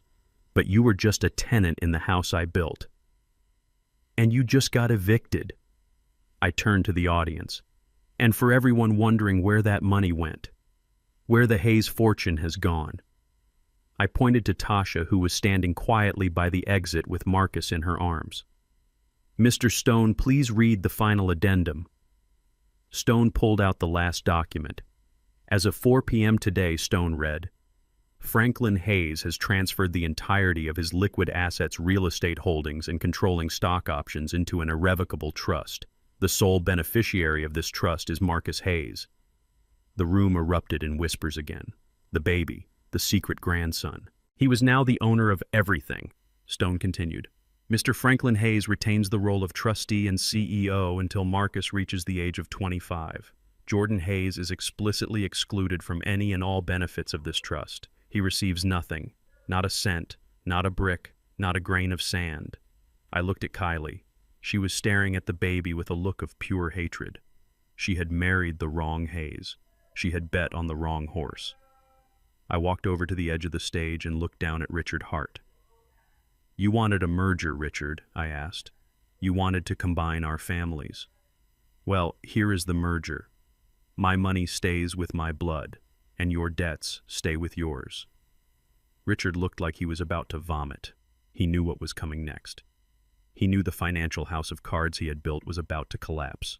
And just like clockwork, the sound of modern doom filled the room. It started with a single ping, a notification sound from a cell phone. Kylie, who was still on the floor, reached for her clutch with trembling hands. She pulled out her phone. The screen lit up her tear-streaked face, then another ping, and another, a cascade of notifications. Then Richard's phone buzzed in his pocket, then Victoria's. It was a symphony of electronic alerts. Kylie stared at her screen, her eyes bulging. Oh my God, she whispered. Oh my God, Daddy. What is it? Richard snapped, fumbling for his own phone. It is the bank, Kylie screamed. They are calling the loans. I smiled. I had been waiting for this moment. You see, folks, I said to the room, Jordan did something very foolish 3 days ago. In an attempt to impress his new in-laws, he co-signed a massive consolidation loan for the Hart family business. He put up his future inheritance as collateral. I looked at Jordan. He guaranteed their debts with money he did not have yet. Money he thought he would get today when I signed the apartment deed and the power of attorney. Jordan looked at Kylie. You told me it was safe, he whispered. You told me it was just a bridge loan. It was safe, I interrupted. As long as I was the victim. As long as I was the senile old man who signed the checks. But since Mr. Stone just froze your assets and I transferred the collateral to a trust, the bank has just realized that their guarantor is penniless. Richard Hart was staring at his phone. The color had drained from his face completely. They are freezing the accounts, Richard croaked. They are seizing the business assets, the warehouse, the logistics fleet. Victoria let out a wail. My house. What about the house in the Hamptons? Gone, I said simply. It is all gone, Victoria. The cross-collateralization clause. You lose everything. Kylie swiped frantically on her phone. "My credit cards are declined," she sobbed. "I just got a notification from Amex. They canceled my Platinum card." I watched them crumble. It was instant financial ruin. In the span of 5 minutes, they had gone from Chicago royalty to destitute. They had nothing. No company, no homes, no credit, and most importantly, no one to bail them out.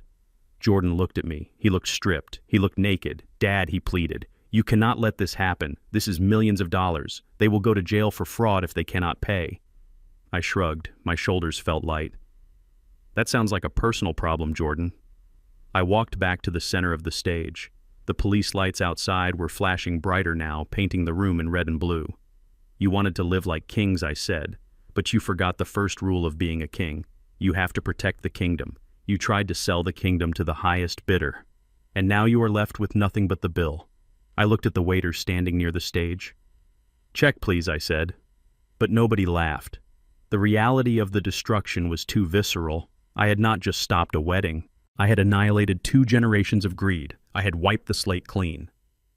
Jordan looked at Kylie. She was looking at her phone, weeping over her lost credit limit. She wasn't looking at him. She didn't care about him. She only cared about the money that was no longer there. I saw the realization hit Jordan's eyes. He had sold his father, his son, and his soul for a woman who was now mourning her bank account instead of their marriage. I turned to Mr. Stone. "Is there anything else?" I asked. Stone closed his briefcase. The click was final. "No, Mr. Hayes. The transfer is complete. The locks on the corporate offices have been changed. The servers are secured, and the police are waiting for your statement." "Thank you," I said. I looked out at the guests one last time. "Go home," I said. "The show is over. The bar is closed. And if I were you, I would check your pockets. You never know what these people might have tried to steal while you were clapping." I turned my back on them. I turned my back on my son. I walked toward Tasha and Marcus, toward my real future. Behind me, the sound of Kylie screaming at her father and Jordan screaming at Kylie filled the air. It was the music of an empire falling. And to my ears, it sounded like justice. The red and blue lights pulsing through the ballroom windows were not just lights, they were the heartbeat of a justice system that had finally caught up to the Hayes family. The wailing of the sirens outside cut through the murmurs of the crowd, silencing the hearts sobbing and Jordan's frantic excuses. I stood on the stage, looking down at the chaos I had orchestrated, feeling a strange mixture of heavy sorrow and absolute relief. The double doors at the main entrance, which had welcomed guests with champagne only hours ago, now swung open with a violent thud. The room froze.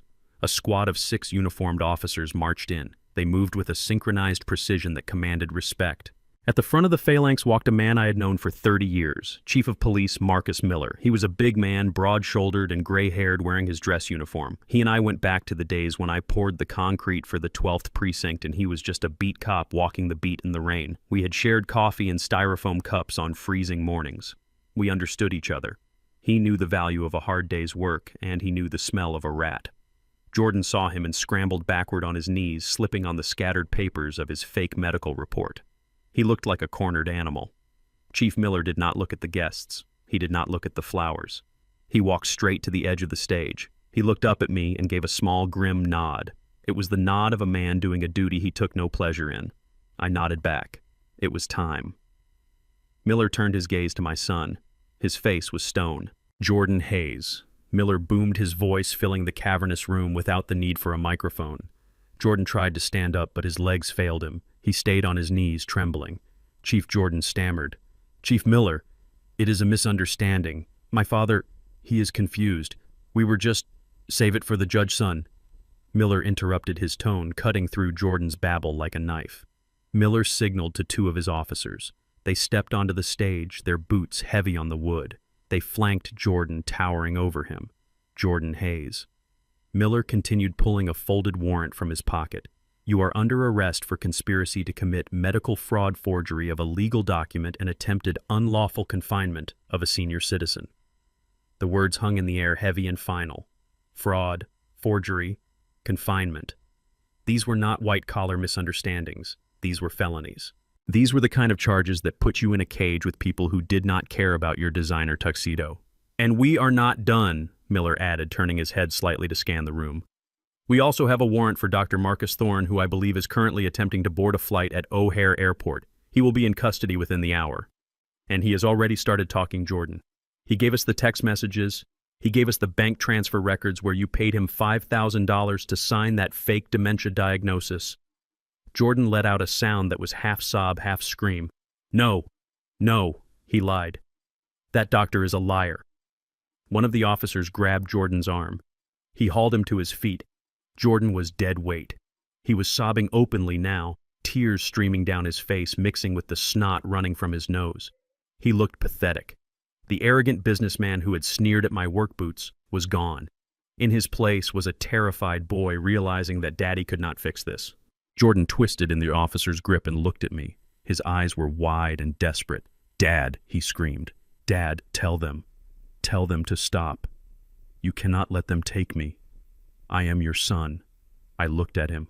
I looked at the handcuffs swinging from the officer's belt. "Please, Dad." Jordan begged, his voice cracking. "I am sorry. I will sign whatever you want. I will leave the company. Just do not let them arrest me. I cannot go to jail. I am not built for jail." He was right. He wasn't built for it. I had built him to be soft. I had built him to be safe. And in doing so, I had failed to build his character. I stepped closer to him. The officers paused, letting me have this moment. "You are right, Jordan," I said softly. "You are my son. And because you are my son, I have to teach you the hardest lesson of your life." I reached out and adjusted his crooked bow tie one last time. "You tried to take my life, Jordan.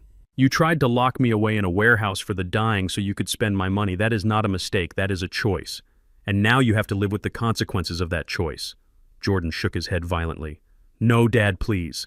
"Officer," I said, stepping back, "take him." The officer spun Jordan around. He slammed Jordan's chest against the podium. Jordan yelped in pain. "You have the right to remain silent," the officer recited. Click. The sound of the first handcuff locking around Jordan's wrist was the loudest sound I had ever heard. "Anything you say can and will be used against you in a court of law." Click. The second handcuff locked. My son was in irons. Jordan began to wail. It was a high, keen sound of absolute despair. He slumped against the officer, his legs dragging as they began to march him toward the stairs. But the tragedy was not over. There was one more act to play out. Kylie was standing at the bottom of the stairs. She had stopped crying. She was watching her husband being dragged down the steps in handcuffs. Her face was not filled with concern, it was not filled with love, it was filled with a cold, hard rage. As the officers brought Jordan past her, he lunged toward her. "Kylie," he sobbed. "Kylie, call your father's lawyer, call someone, help me." He looked at her with hope. He thought she was his partner. He thought they were in this together. Kylie did not move to help him. She did not reach out to touch him. She took a step back, recoiling as if he were a leper. "Help you," she spat. Her voice was venomous. "Why would I help you? You lied to me." Jordan blinked, confused. "Lied? I did this for us. You told me you had money," Kylie screamed, her face contorted into an ugly mask. "You told me you were the heir. You told me the old man was stupid and that we would be rich by tonight." She laughed a harsh, hysterical sound. "You are nothing," she hissed. "You are a broke, unemployed criminal. You ruined my life. You humiliated me in front of everyone I know." Jordan stared at her. The betrayal in his eyes was almost harder to watch than the handcuffs. He had sold his soul for this woman. He had betrayed his father for this woman. And now, in his darkest hour, she was spitting on him. Kylie Jordan whispered, "I love you." "I hate you," she screamed back. She reached down to her left hand. She grabbed the diamond ring that I knew Jordan had put on a credit card he couldn't afford.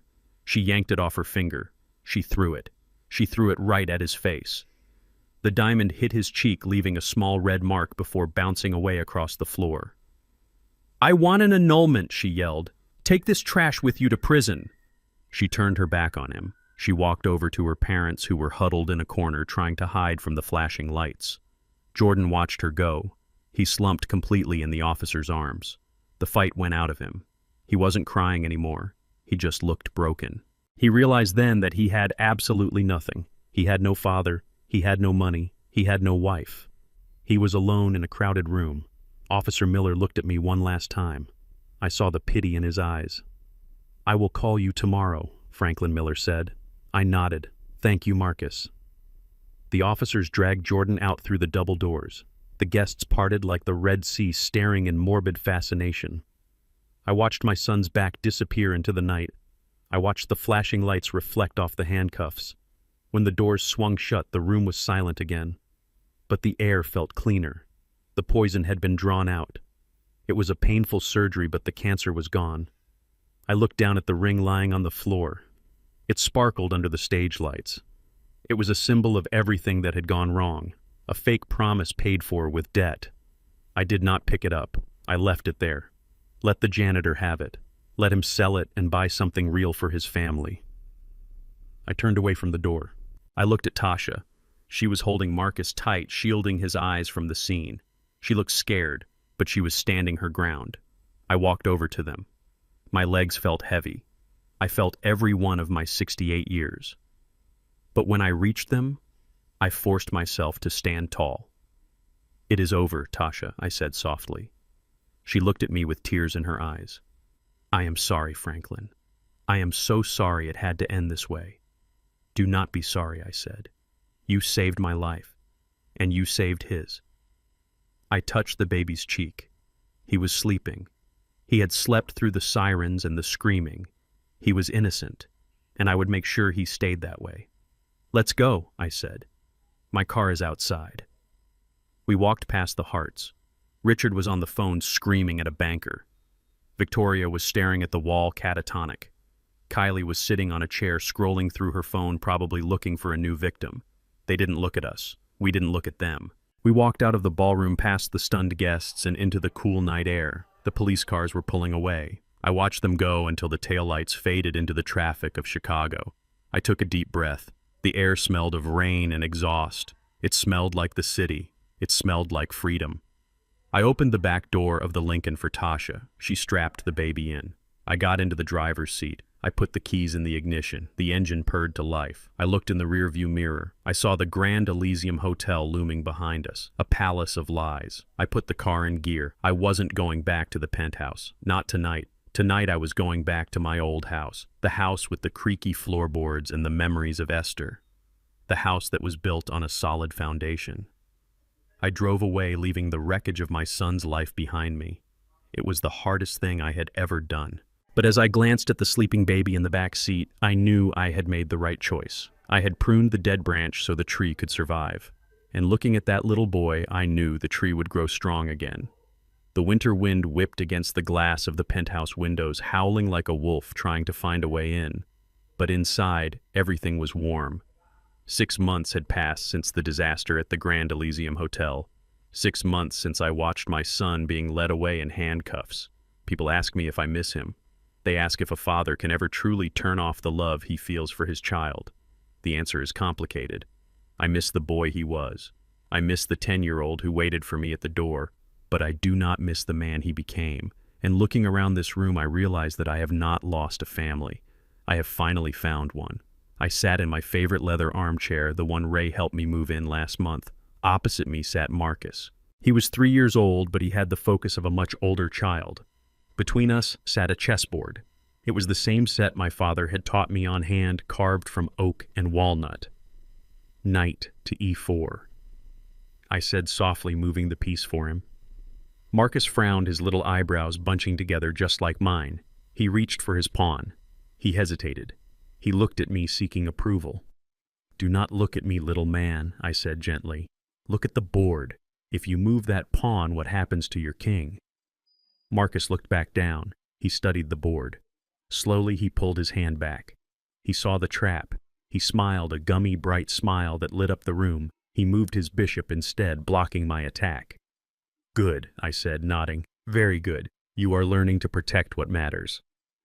From the kitchen, the smell of collard greens and roast chicken wafted into the living room. It was a smell that reminded me of my childhood, a smell of home.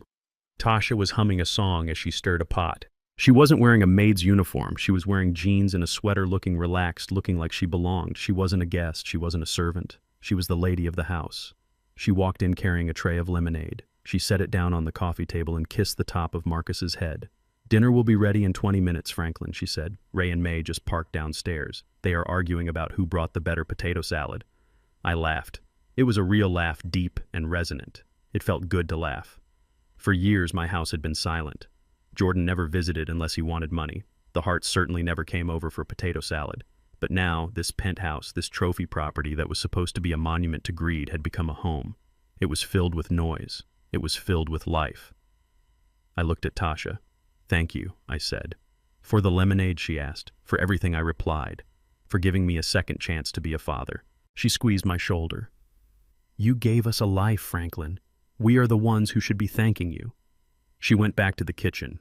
I looked back at the chessboard.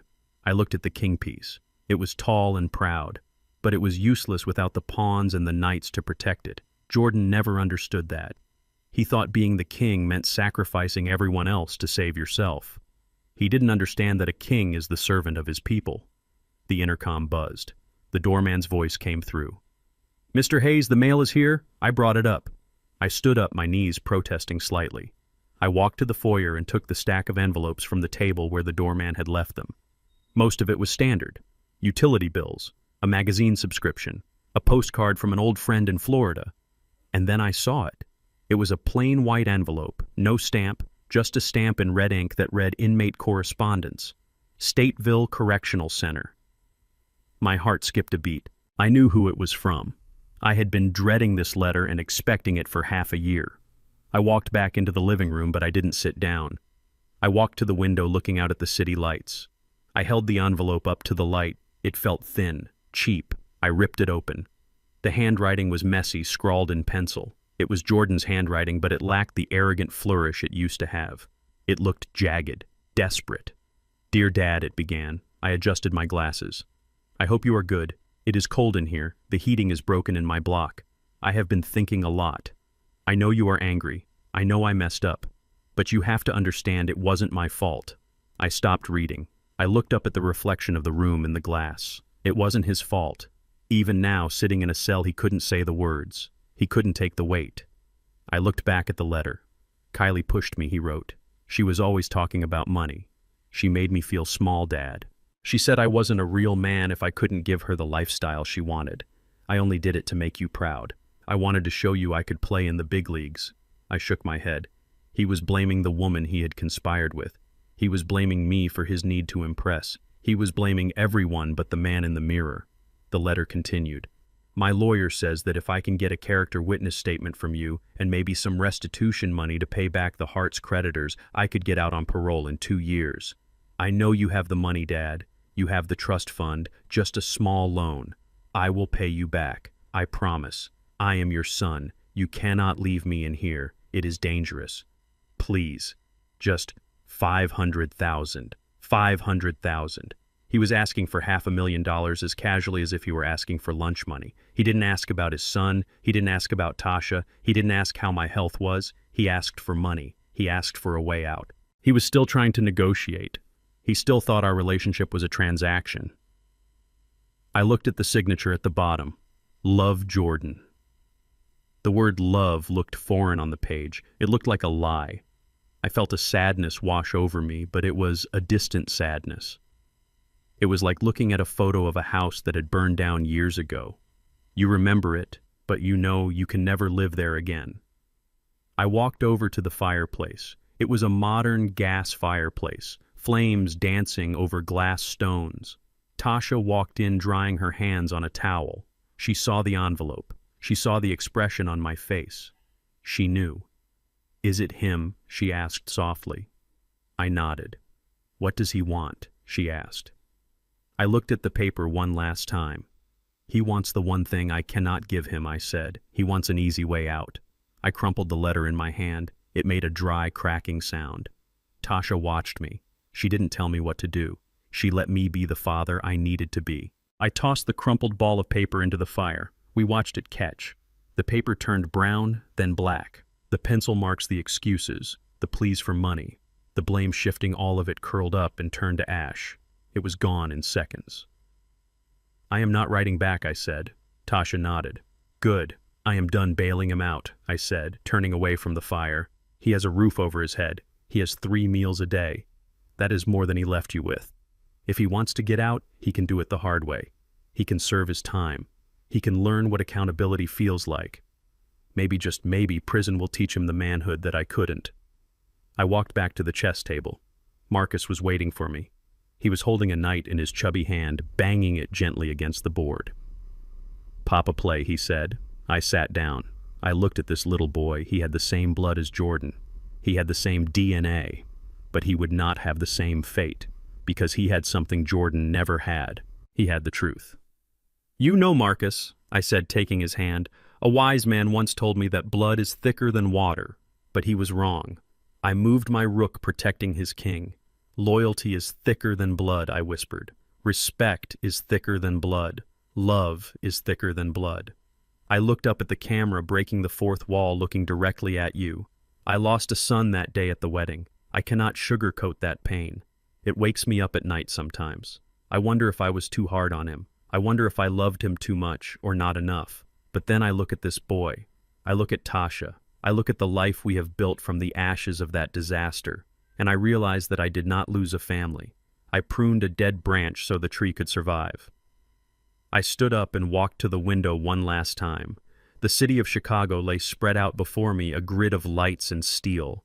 I had helped build this skyline. I had poured my sweat into this city. And in the end, I had to use a wrecking ball on my own life to save it. But that is the thing about construction. Sometimes you have to tear it down to build it back stronger. My name is Franklin Hayes. I am a father, I am a grandfather, and I am a survivor. I turned back to the room. The doorbell rang. My sister May's laughter echoed from the hallway. Tasha shouted that dinner was served. Marcus jumped off the chair and ran toward the kitchen. This is what a real foundation looks like. If you have ever had to make a hard choice to protect your peace, if you have ever had to stand up to someone you loved because they were hurting you, let me know in the comments. Tell me your story, because we are all builders in this life, and we all deserve a home that stands strong. Don't forget to like and subscribe for more stories from the site. This is Franklin Hayes signing off. I turned off the lights in the living room, leaving only the glow of the city and the warmth of the kitchen. I walked toward my family.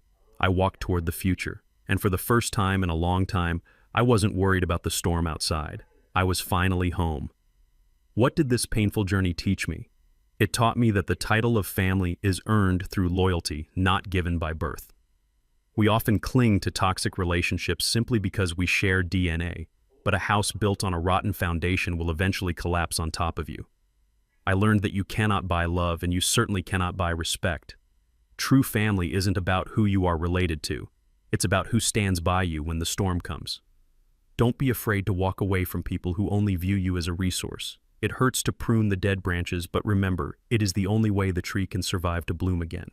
If this story resonated with your soul, please hit that like button and subscribe to the channel for more stories of justice and redemption. And tell me in the comments below, have you ever had to choose between your family and your own dignity? I read every single one. Until next time, stay strong.